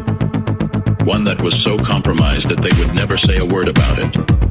I would create a false flag that allows for mail-in ballots. I would be in charge of the ballot counting machines. I would create a false flag to blame all who question the results of the election. If I was the deep state, I would prosecute anyone that went against me. I would sue and prosecute anyone that spoke up about the fraudulent election. I would use my powers to shut down all your internet businesses and bankrupt you. If I was the deep state, I would make everyone an example why you should never question Can you pause it for a the sec? Okay, so first of all, there's two false flags, right? I mean, they went false flag. Rule of three is you got to go do the other third false flag, but I mean, whatever. This is like a Mr. Robot plot. This is like an anonymous conspiracy. They're doing the anonymous voice, but I like the part where they say bankrupt you, too. I think he must be talking about like the government. They're looking to bankrupt like Parler. Or Donald Trump's like Truth Social. That's what they're talking. No, I mean, okay, but I just love the idea that like if someone watching this who's a Trump supporter, went bankrupt or something, that they have the ability to blame the deep state. But I guess we can keep going. My mind's in a pretzel here. I do like the beat though. Oh God, honestly, I feel like that's going to give me a seizure. But go ahead. I would use my powers to shut down all your internet businesses and bankrupt you. If I was the deep state, I would make everyone an example why you should never question a Democrat ever winning an election. I would imprison my foes. I would use my corrupt DAs and blackmailed judges to destroy you. I would make sure all crimes I ever committed never happened. I would prosecute my biggest competition. I would make sure they could never run for office ever again. If I was the deep state, I would convince everyone that Ukraine Nazis were good and women are men.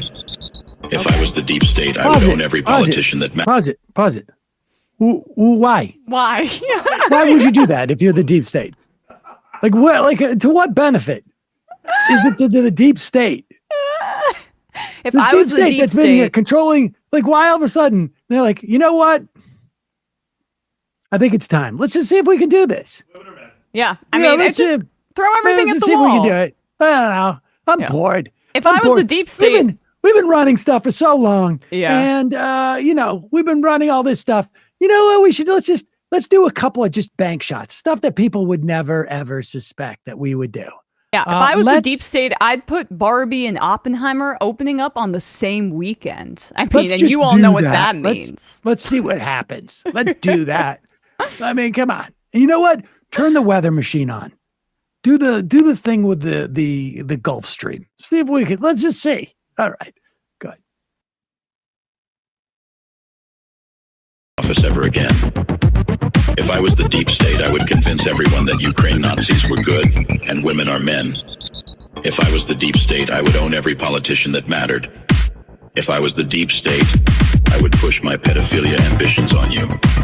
If I was the deep state, you'd question your sexual identity but not the medical establishment. If I was the deep state, you would fear to ever resist me. If I was the deep state, you would wish I was really the devil. If I was the deep state, I would say mission accomplished. There we go.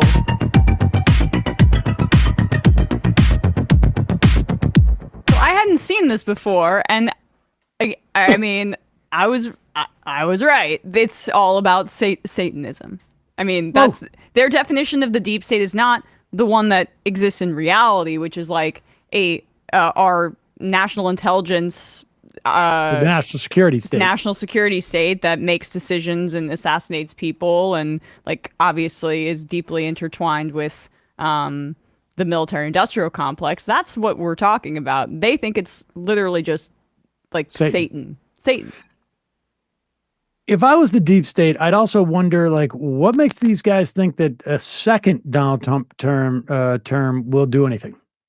I mean, he came in the first time, and obviously we still had the ability to do all these things. We still made Oppenheimer and Barbie open on the same weekend. We had the ability we turned on the weather machine. We did whatever we wanted. I know. He wasn't very good. Why would you go out and vote? Why would you go out and vote? The deep state is so powerful. Like, why would you go and vote? I mean, honestly, that's the one thing. The one thing that we cannot do as the deep state, we can't impact elections. We can do all this other stuff. Yeah.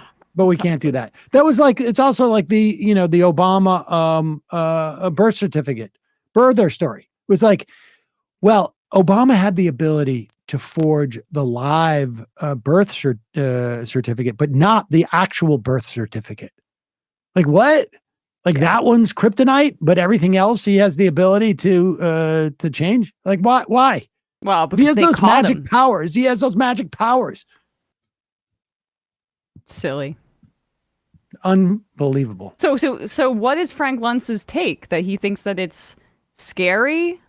I don't know. I mean, that's or the effective? other thing. Like, who is this? Like, is the argument that this is going to activate the Trump voter and they're going to come out and vote? Like, the people that this is going to resonate with. First off, for people who are like just trans and maybe not, sort of totally psycho. Or I should say, for people who are just transphobes and not totally psycho, they will probably look at this and go like, oh my God, maybe my transphobia is rooted in complete psychosis. This ad suggests. Or if you're motivated by this ad, you're just like, how do you not just say like, go vote? I don't even want to register. Everything's I don't want rigged. the deep state to have my info. Yeah. It's actually not activating in the slightest. Yeah, I mean, speaking of Frank Luntz, I mean, I almost wonder, like, if he showed this to a focus group of like either like independent leaning either way voters, I just feel like the main reaction would almost be like, what are they talking about? Like, yeah. what without a doubt. What is this? Like, what are we like? What are these references? What is this even referencing? Yeah. I honestly, if I were the Democrats, I would buy time for this ad. Mm-hmm. Me too. And just be like, this is what you're getting with Trump, like total bat crap insanity. Like, none of it's like, material. I mean, it's all sort of weird culture war stuff. I mean, really, if I was the deep state, what I would do, and I had this sort of like demonic thing, is I would make sure that wages were stagnant for 30 or 40 years. I would promote the idea that we need to weaken labor at a time where labor is at one of its strongest, flows, if you will, over the past, 3 or 4 decades. That's what I would be doing if I was a deep state. I wouldn't be like, I don't know, having Joe Biden eat ice cream as a way to signal that, it's all about pedophilia these days. That's not, I would, if it I seems were the like a deep huge state, waste of my time. Yeah. If I were the deep state, I would, hold hearings about how one faction of the political, voting base is being unfairly targeted by the FBI, by us, by the CIA or whatever, when it really is the other side of things. So bizarre. Calling from an 818 area code. Who's this? Where are you calling from? Assuming this is me. That's a good assumption. And who are you? What is your name? This is Kevin from Los Angeles. Your phone sounds a little muffled. Can you speak into the phone, or what do you have? Do you have a headset on? Yeah, I had a headset on, but I just took it off as a setter. That is much better. Cool. First off, I've been listening since 2018. You guys are great. But the only other 818 area code I've ever heard of is Dave from Jamaica. And my ex-girlfriend had flown out to Jamaica and fell in love with a dude. And so for the past, 3 years, I thought Dave from Jamaica was my ex-girlfriend's Jamaican lover. So that's how I got tied into the show. That's pretty tight. That's a big leap. Does it turn out that he's not? Is he? Yeah. I just hit her up, actually. I just texted her, and unfortunately his name is Curtis, so it's not very fun, but it was a fun thing to think for a while. Well, turns out there's I've got other some people news for you. in Jamaica. Dave from Jamaica is just Yeah, with the Curtis's 818 number. nom de I am. So I understand, man. I'm not mad at her either. Dave sounds pretty cool. I was like, I get it. Dave is pretty upgrade. cool. It's an upgrade. Yeah. Whoa, Joe. But I moved from Brooklyn last year to Los Angeles to help my mom out, and I turned my head from Majority Report for 2 months, and you guys are moving weed. That's crazy. What? No. You're thinking of seeds. Bro, you're out here moving dope now, Sam. And I literally, it's like the 4 episodes I didn't listen to. All of a sudden, you're moving weed. It's crazy. I was hurt because I was moving weed in Brooklyn, right before I left. And now I'm like, this is kind of nuts. You left a vacuum. You left a vacuum. Definitely. So I also kind of study the cannabis market and whatnot, but recently I've been listening to a lot of your shows and I'm becoming frustrated.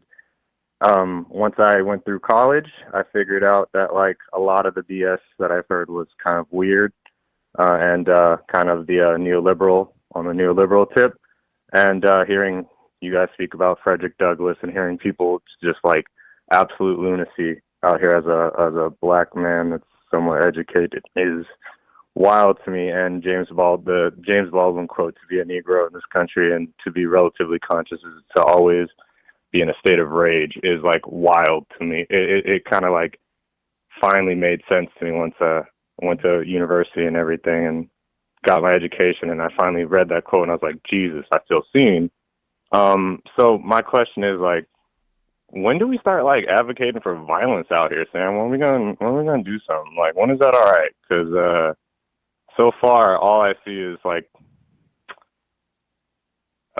people kind of these platitudes, and it's just platitudes forever. And where it'd be hey, this voting stuff doesn't help, or voting for specific things help. But when do we actually say, hey, we have to disrupt something violently? Because as a black person, we can say these things, but I see my family or my community always dying. It's always the people having to wait. My brown brothers and sisters are always lacking, and my poor white friends or my poor whatever socioeconomic class you're in or race you belong to or whatever are all suffering. And it's kind of I study political science, and it just puts you in this kind of cyclical thing where you kind of question, why aren't we doing anything forever? And you realize that any revolution that's ever happened is violent. Any revolution that's ever happened has been taken by, hey, we're going to have a mass strike or something like that, and it gets violent. When do we actually say, hey, these were the methods that people used to get some type of rights or some type of reality actually constructed out here that's not just complaining and picketing and not actually or going on a parade instead of actually striking and doing something that may affect finances or in more extreme ways. other things that may help you get what human rights you think your people deserve. Yeah, I mean, look, I would never. I mean, I would never critique the sense that, you know, and the frustration and the sort of, I guess, desire or compulsion that there needs to be some type of a violent response out of that comes out of that frustration. But I don't. I really don't know that it's a. I don't necessarily follow the you know, the theory of change here. I mean, I think what is needed is mass movements like we saw during the civil rights era, ones that are sustained. Now, we did see something like that in 2020, right? I mean, with the George Floyd protests. But Yeah, that I knew that was going to be a thing once I went to these protests, and I'm like, hey, we have all these people out in Los Angeles. And I'm like, this is crazy. There's a pandemic. There's an actual uprising. If there's ever been a moment in time for some type of change within the current system, at least, like, this would be it. And we're picketing and we're marching, and then the leaders of it go, okay, we're going to head back here. And this is the area that we were told, like, hey, they're going to kettle everybody and take us off. And I'm like, why are we ending this thing here? And then I got super sad, and I was like, oh, no, they're not actually going to stop traffic, per se, for a day, or, like, do something effective. That we went and we marched around a city that was blocked off and barricaded for us. And then we went home or went to this, like, kettling area. And I was like, oh no, this isn't like an actual protest. I feel like these protests aren't, it's a show of frustration for sure and solidarity amongst people, but I don't see any, like, actual effect of them besides, hey, maybe dampening the spirits of people who are actually down to come out and do something. I mean, so I don't mean to be a drag either. No. I mean, Look, I think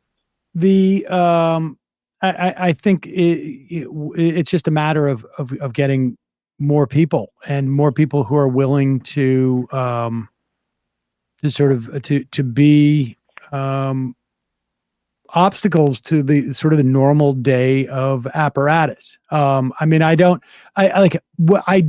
see where, at the very least, limited acts of violence are going to do anything either. I think what has to happen is that we have to get mass movements that are even bigger. Let me just read a couple of IMs that I think are on point here. Thames Darwin says, anybody interested in the escalation and the right tactics to use should read Nelson Mandela's closing statement from his treason trial. Provides detailed analysis of each stage of escalation, how and why the ANC got there, what they saw as their responsibilities at that stage of the struggle. It's an excellent primer on this topic. Also, you know, you look back into the civil rights era, there was there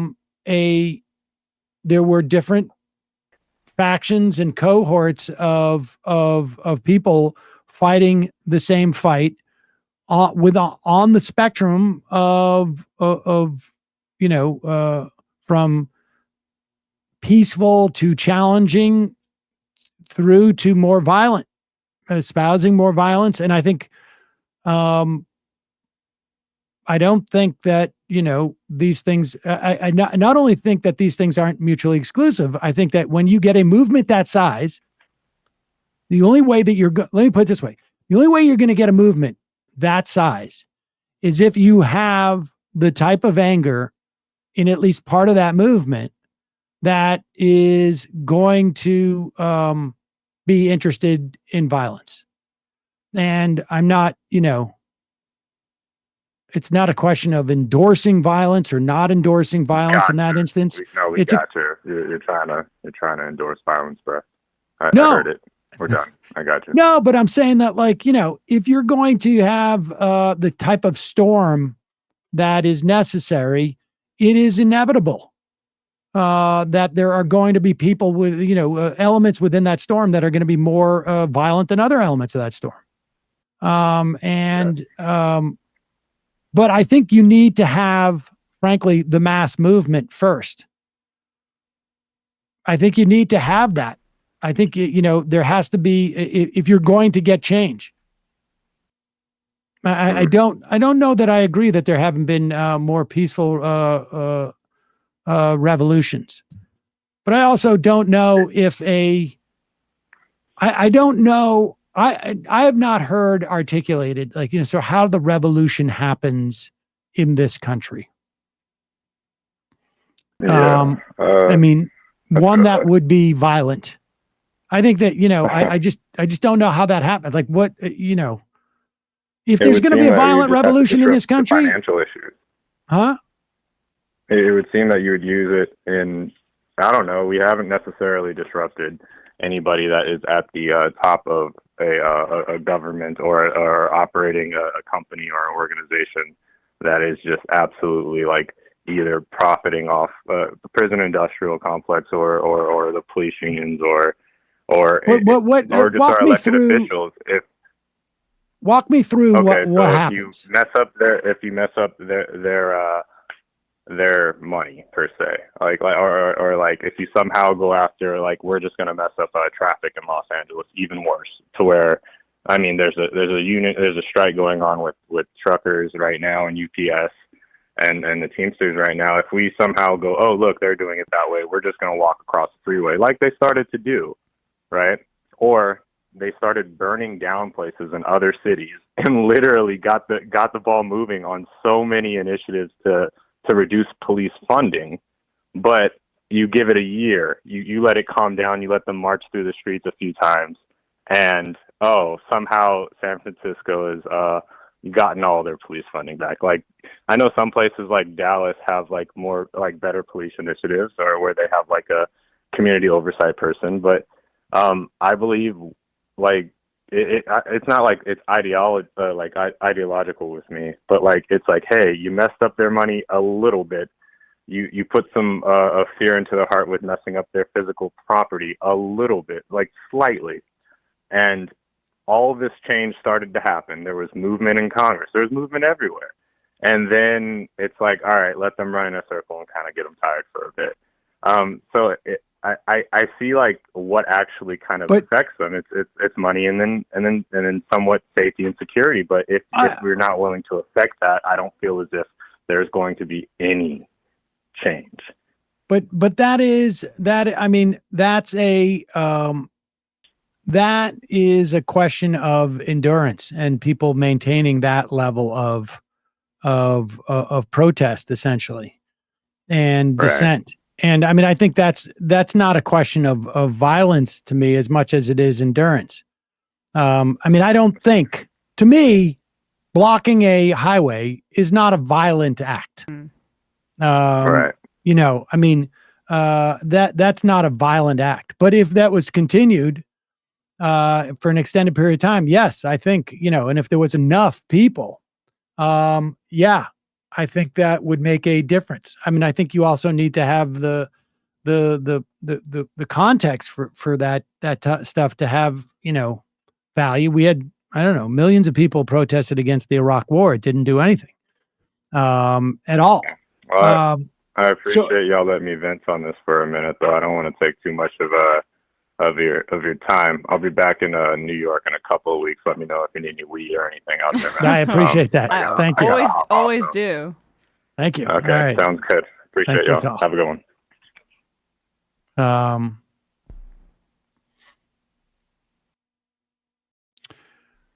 Syntax matters. The caller doesn't sound like he's actually connected to these movements in between the times when they march in the streets. Maybe if he went to DSA or BLM meetings, he could help steer the agenda.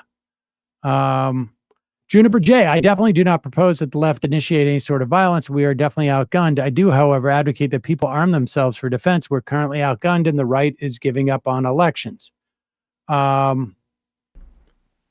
Mail-in Paul, the 818 caller, is missing out on the difference between violent protest and illegal protest, civil disobedience.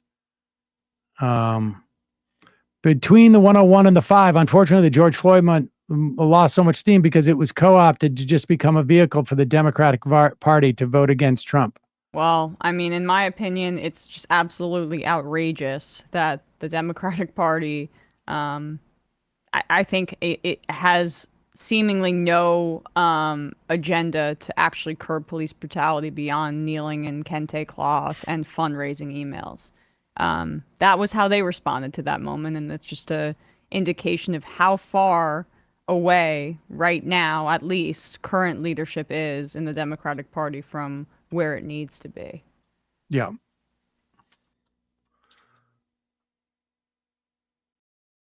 Oh, wow. Sinead O'Connor died. Yes. Sinead O'Connor dies at 56. Her child died at 17, less than 2 years ago. So, I mean, it's been a very tough, obviously tough time for her, but like, talk about cancel culture. She made a political statement in 1992 about the Pope and about pedophilia, I believe, in the Catholic Church was the thrust of when she ripped up that photo on SNL. Was persecuted for her activism in that way, or her act of protest, I should say. And she was right. History will prove her right. Has proven her right. So rest in peace, Sinead O'Connor. Calling from a 732 area code. Who's this? Where you calling from? Hey, Sam, is this me? It is you. Who's this? Holy cow. Wow, I never thought I'd get on. Hey, long time, first time. I'm going to go with with AT from Virginia, just to protect myself a little bit. I'm a public school teacher here. I also have to pre-apologize in case one of my twins who's currently strapped to me starts screaming. He's okay. Under the weather. In any case, I'm a teacher here in Northern Virginia, and I've been trying to actually get in touch with you guys because I haven't heard too much talk about some of the insane propositions that are going on in this area in regards to not just like book banning, but in Spotsylvania County, which is the next county over from where I teach. The superintendent there says that on the table, if they're not able to make up the school budgets, is not just like removing like 60 teaching positions, but all the librarians and closing all of the school libraries in the whole fucking county. Which, I don't know, that sounds a lot to me like the ultimate goal that a lot of these book bans have kind of been marching towards this whole time. But I haven't heard a lot of talk about it, and it just seems so fucking nuts. So I thought I'd bring it up to you guys. I don't know. We'll look out for that. I have not heard a lot about that either in Virginia. I've been trying to keep up with it in the news. It's really not anything else has come out since March when they had their last big budget discussion, and I know there was quite a bit of outrage, but that was mostly from the educators' side, and the unions here are kind of, pretty toothless. If you can send us any stories on it, that would be great at majorityreporters@gmail.com. Yeah, I can do that. I'll do that for sure. Cool. Thanks for taking my call, guys. Thank you. All right. Thanks for the call. Yeah. I love you guys. Love the best. We love you too. Well, what's going on there? Yeah, well, I mean, we love our audience, and I try to be reciprocal. I mean, I like our audience. I'm not going to get I don't want to get carried away. Right. I like our audience a lot. Better see a nosedive. But I am a soft, emotional woman, so I provide the motherly touch without being a mother. The Fed just raised their interest rates another 0.25. Why? It was anticipated. Hopefully this will be the last one. I don't know. We will hear the tea leaves. the tea leaf reading afterwards as to whether they indicated they would be raising him again. Apparently, the judge in the Hunter Biden case threw out the plea deal. Trump appointed judge. This, according to NBC, at about just a couple of minutes ago, Hunter Biden pled not guilty to federal charges Wednesday after a disagreement arose with prosecutors over a gun charge. The president's son had been expected to plead guilty to 2 tax charges under the deal with the government, but the judge delayed the ruling on the agreement till she receives additional information. The parties will reconvene at a future date, which could be within the next 4 to 6 weeks.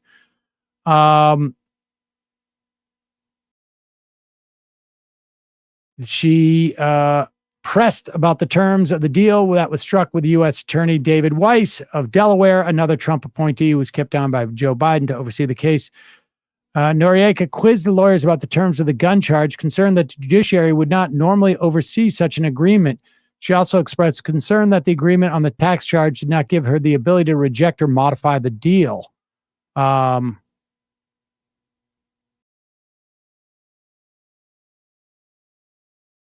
I don't know.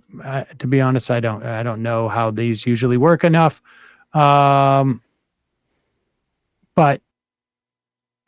this prosecutor appointed by Trump, kept on by Joe Biden, I guess, presumably to avoid the sense that he was putting on somebody else there to help his son or something. And this judge is also a Trump appointee. This district court judge in Delaware. What should we get to here? Should we take one more call and then we'll do 1 or 2 more pieces of sound? Yeah, sounds good. All right, the final call of the day. We've had people been hanging on for 35 minutes or so. Calling from an 857 area code. Who's this? Where are you calling from? Hi, this is me. Yes. Yes. This is Jay in Boston. How you doing, sir? Jay in Boston. Good to hear from you. Yeah, I was just calling about the issue of AI and MR's coverage of it. I know Matt has been downplaying it a lot, I feel like.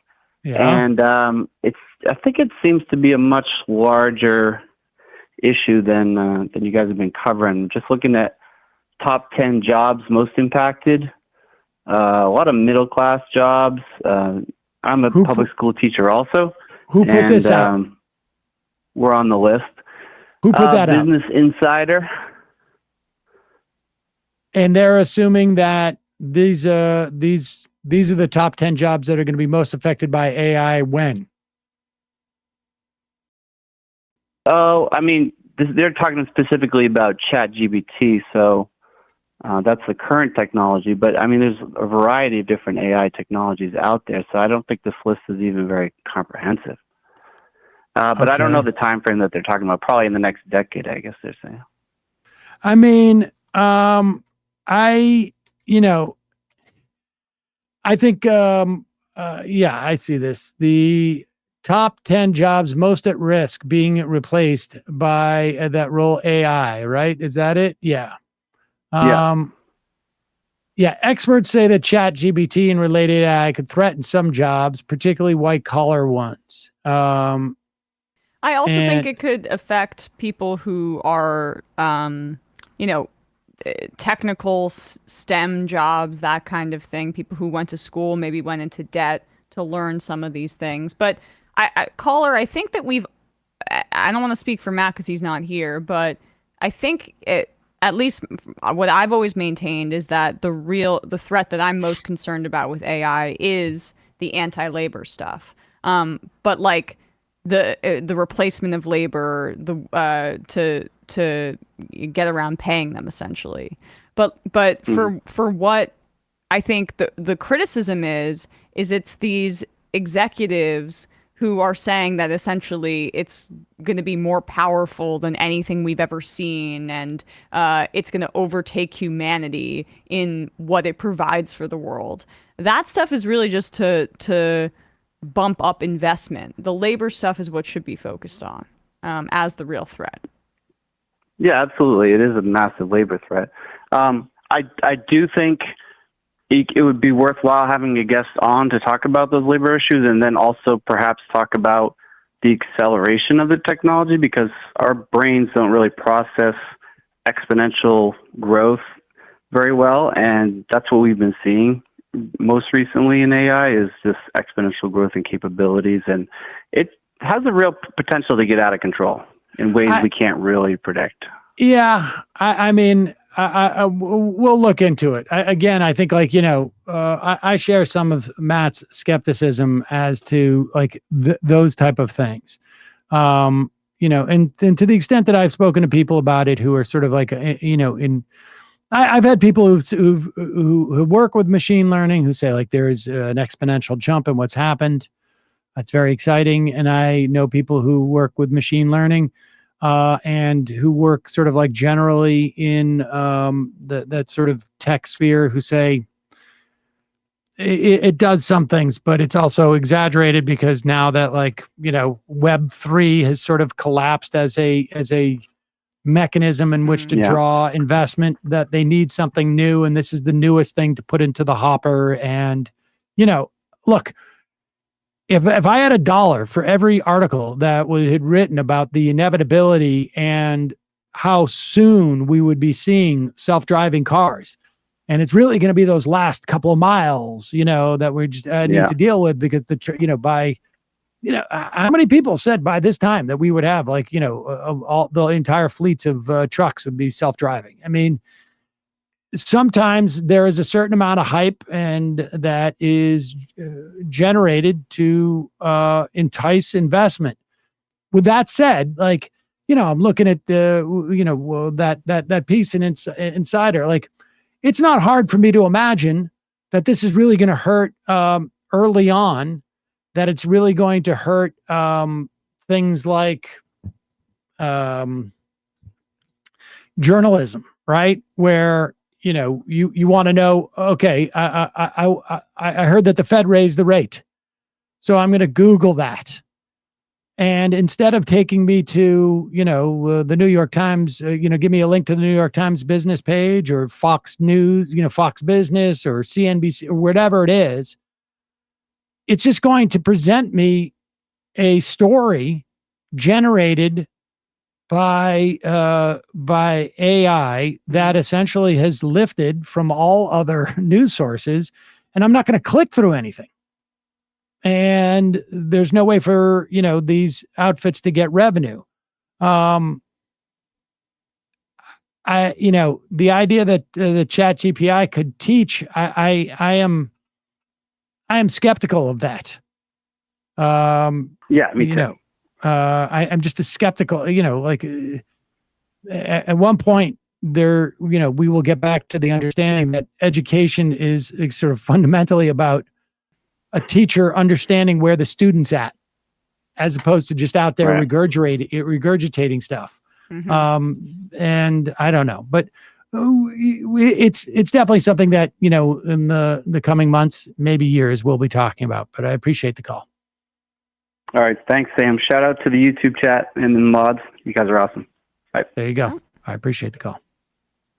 All right. We got time for one more.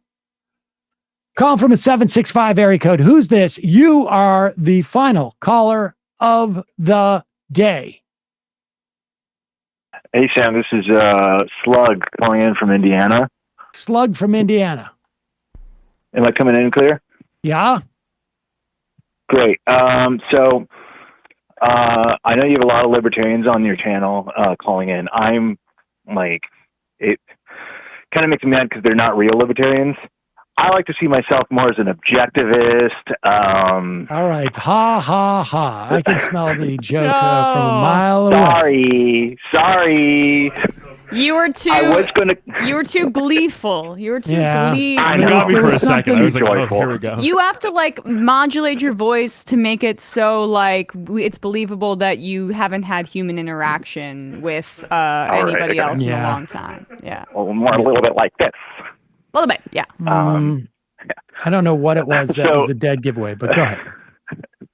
I was going to call in and be the Oppenheimer defender, but the your first caller got me thinking about like using like the term violence and in terms of like protests, and I've been thinking more about the term like self-defense. And a really good movie that has me thinking about that lately was How to Blow Up a Pipeline.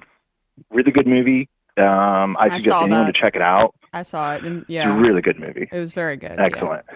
And in terms of the Oppenheimer and like the lack of showing the horrors of the bombs, something I watched when I was very young. I don't know if it really holds up now, but it's a documentary called White Light, Black Rain. Really good documentary, HBO documentary. And it's the perspective of the children of Hiroshima and Nagasaki. And they're telling their stories and their witnesses. And when I worked in an office, and there's a lot of younger people in that office as a supervisor, I caught them playing around with blast radius maps and saying like, oh, would we be safe with this? And they're kind of joking around with it. And I was like, hey, let's check out this this video showing these people talking about their stories. I completely ruined the rest of their day, but I think it really like it's such a sobering documentary, and it is so well put together, and I think it really. What is it called again? It's called White Light, Black Rain. White Light, Black Rain. I will check that out. Very good documentary. But All right. that's all I have. Appreciate the call. Thank you. I really love you guys. Yep. Bye-bye. All right, let's which one should we do? 10, 9? Sure. You got to be out at 2:30, right? I got to 2:35. Great. All right. So let's. We could do that, or we could do I thought the mansion clip is also kind of entertaining. Well, I mean, E8 is interesting because did you see that the note got deleted correcting him? But oh yeah, the Musk thing. Yeah. I don't know. Oh, Elon's doing more misinformation. Vaccine. I just this guy. Let's do Michael Knoll, shall we? Okay. Number 9. Here's Michael Knowles still on his now let's return our society to the dark ages. I mean, this is so laughable. It's ridiculous. I don't know whose military he thinks is stronger than the United States, but in how wars are fought anymore, at least in terms of what our country will be engaged in. But here is Michael Knowles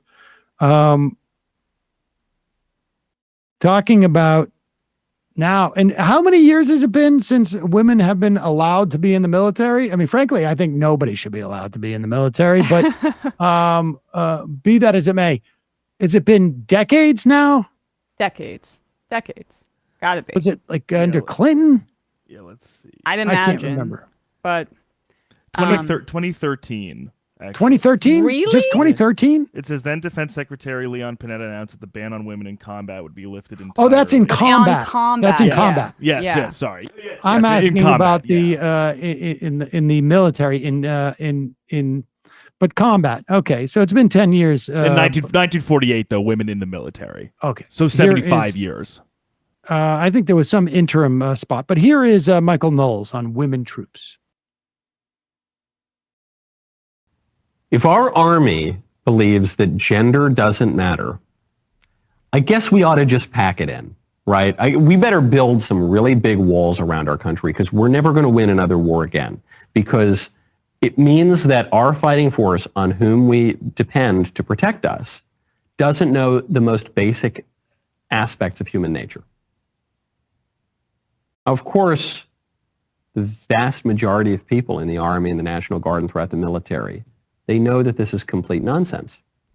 But the leadership, the people making the dazzling recruitment videos, the people calling the shots, even if they don't believe this, they're saying this. Gender doesn't matter. And it's considered a positive. It doesn't matter. Back when I was looking to join, women, do you believe this? Women weren't even allowed in combat. Can you believe back when I was going to join the military, we were such a backwards nation that we didn't even send our daughters to get blown up by jihadis. But now we're much more progressive. We're a much more virtuous and progressive nation, and we're going to send our little girls out there to get hacked up and tortured and exploded by evil men all around the world. Aren't we so much better now? Women in combat, that's considered to be the height of progressivism in this commercial. Women in combat is a national scandal. It is a disgrace. It is a deep, deep shame and stain on our country. And I don't even hear the conservative politicians talking about this. Women in combat is a very recent phenomenon, as the lady just said in that commercial. And yet we just totally gave up that fight. Why? Because we don't want to be seen as disrespecting women who serve in the military. I have the utmost respect for women who serve in the military. I'm deeply grateful for their inclination to serve and sacrifice. But the military is not about individual desires. It's not even about individual ability.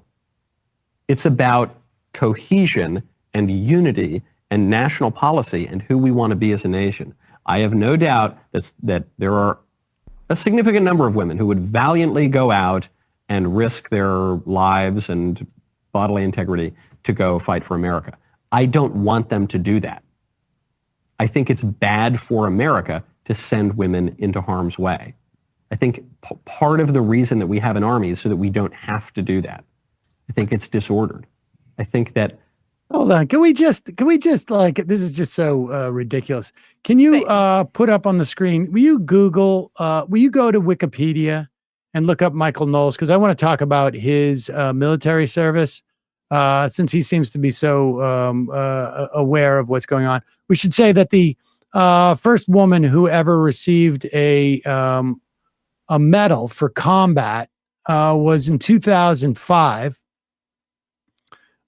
It was then Sergeant Lee Ann Hester, first woman in U.S. military history to earn the Silver Star for direct combat action on June 16th of that year. I think there was probably a limited combat action for women, through the aughts before it was widely, maybe that was in specific services. I want to thank Michael Knowles for protecting us but here's, soft women. Let's put up his Wikipedia, will you? Yeah, so that we can look about his on his military service. I guess he started out in his late teens at the Stella Adler Studio of Acting. As part of its advanced teen conservatory. And then, of course, he went on to serve in the history and Italian departments at Yale University, where he was he stationed in Italy? Oh no, I imagine it was New Haven. Sorry, I misread. He went on to fight the battle of the first English rendering of Andrea in 2012, which is a play by Machiavelli. And then at Yale, he re-experienced a reconversion to the church, spurred at first by ontological arguments he had there. Oh, and also to be fair, before graduating Yale, he participated in 2 web series, Never Do Business with Friends and Survive.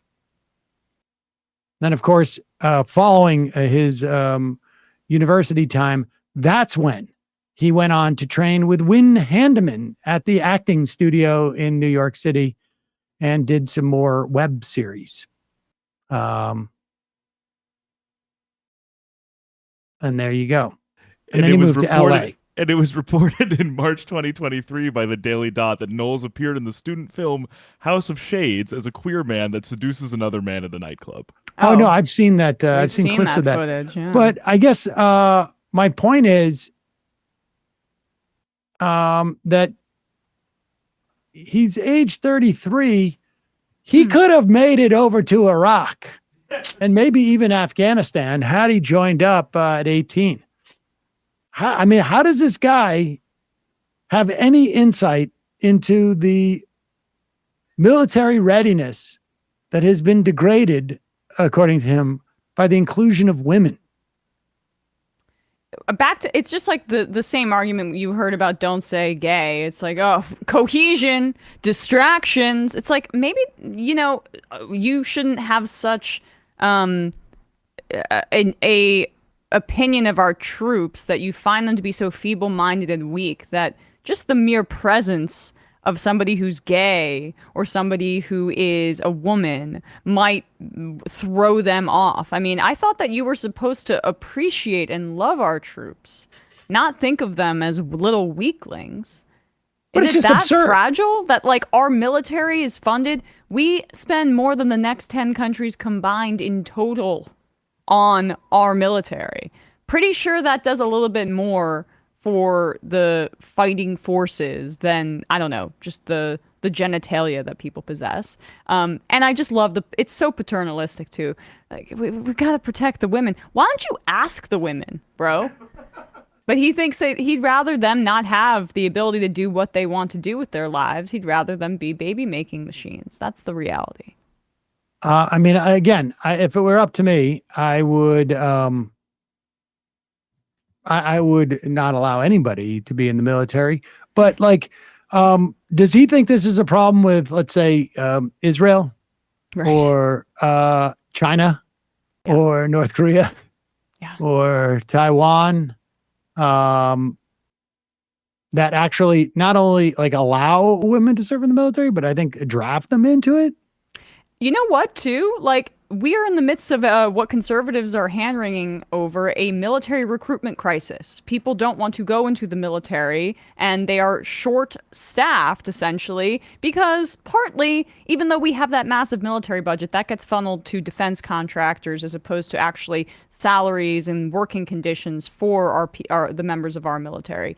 That might have a little bit more to do with it. But if Michael Knowles really wants to protect America, they should probably take anybody that they can get at this point, because they're having difficulty getting people to sign up. One, because of those conditions, and two, because for the most part, my generation, our generation, young people, they saw what we did in Iraq and Afghanistan, and we thought that we're going to put our lives on the line for that crap? For an illegal war that no one asked for? No, thank you. I just wonder, what military does he think that we're going to fight that we got to be concerned about this? Because as I look at it now, you got Denmark, Estonia, Finland, France, Germany, Lithuania, Netherlands, Norway, Poland, Romania, and Sweden that allow women in frontline combat positions. Australia, Canada, New Zealand, Eritrea, Israel, North Korea, Pakistan, Serbia, South Africa, South Korea, the United Kingdom, and the United States allow women in positions like fighter pilot. Who does he think that we're going to be fighting? And that's in 2013. It's probably more now. China. It's amazing the lengths this guy will go to sort of, I don't know, make this argument that we're not manly enough in this country. One wonders. Folks, we've run out of time. I got to go pick up the kids. I'm already late. I apologize. Just a reminder, it's your support that makes this show possible. Become a member. Oh, wait a second. I already did all that. This is the fun half. I don't know what I'm talking about. You guys are already members. Bradley, great job today in Matt's absence. Yes. Matt, generally good job, but you're not here. Emma, great job today. Folks, Emma will be here tomorrow. I'll be back on Friday. Maybe we'll do an open call. Maybe, I'm not sure. We'll see. Wow. See you tomorrow. Okay. It might take all the strength I got to get to where I want, but I know somehow I'm gonna get there. I wasn't looking when I just got caught between the truth and the light bar. But finding out won't make me feel any better. Yeah, I know the clock is ticking, but the meds are gonna kick in, and my pilot light shining bright. I guess somewhere the choice was made for the option where you don't get paid, for the road that bends before it finally breaks you. I guess somehow I lost my drive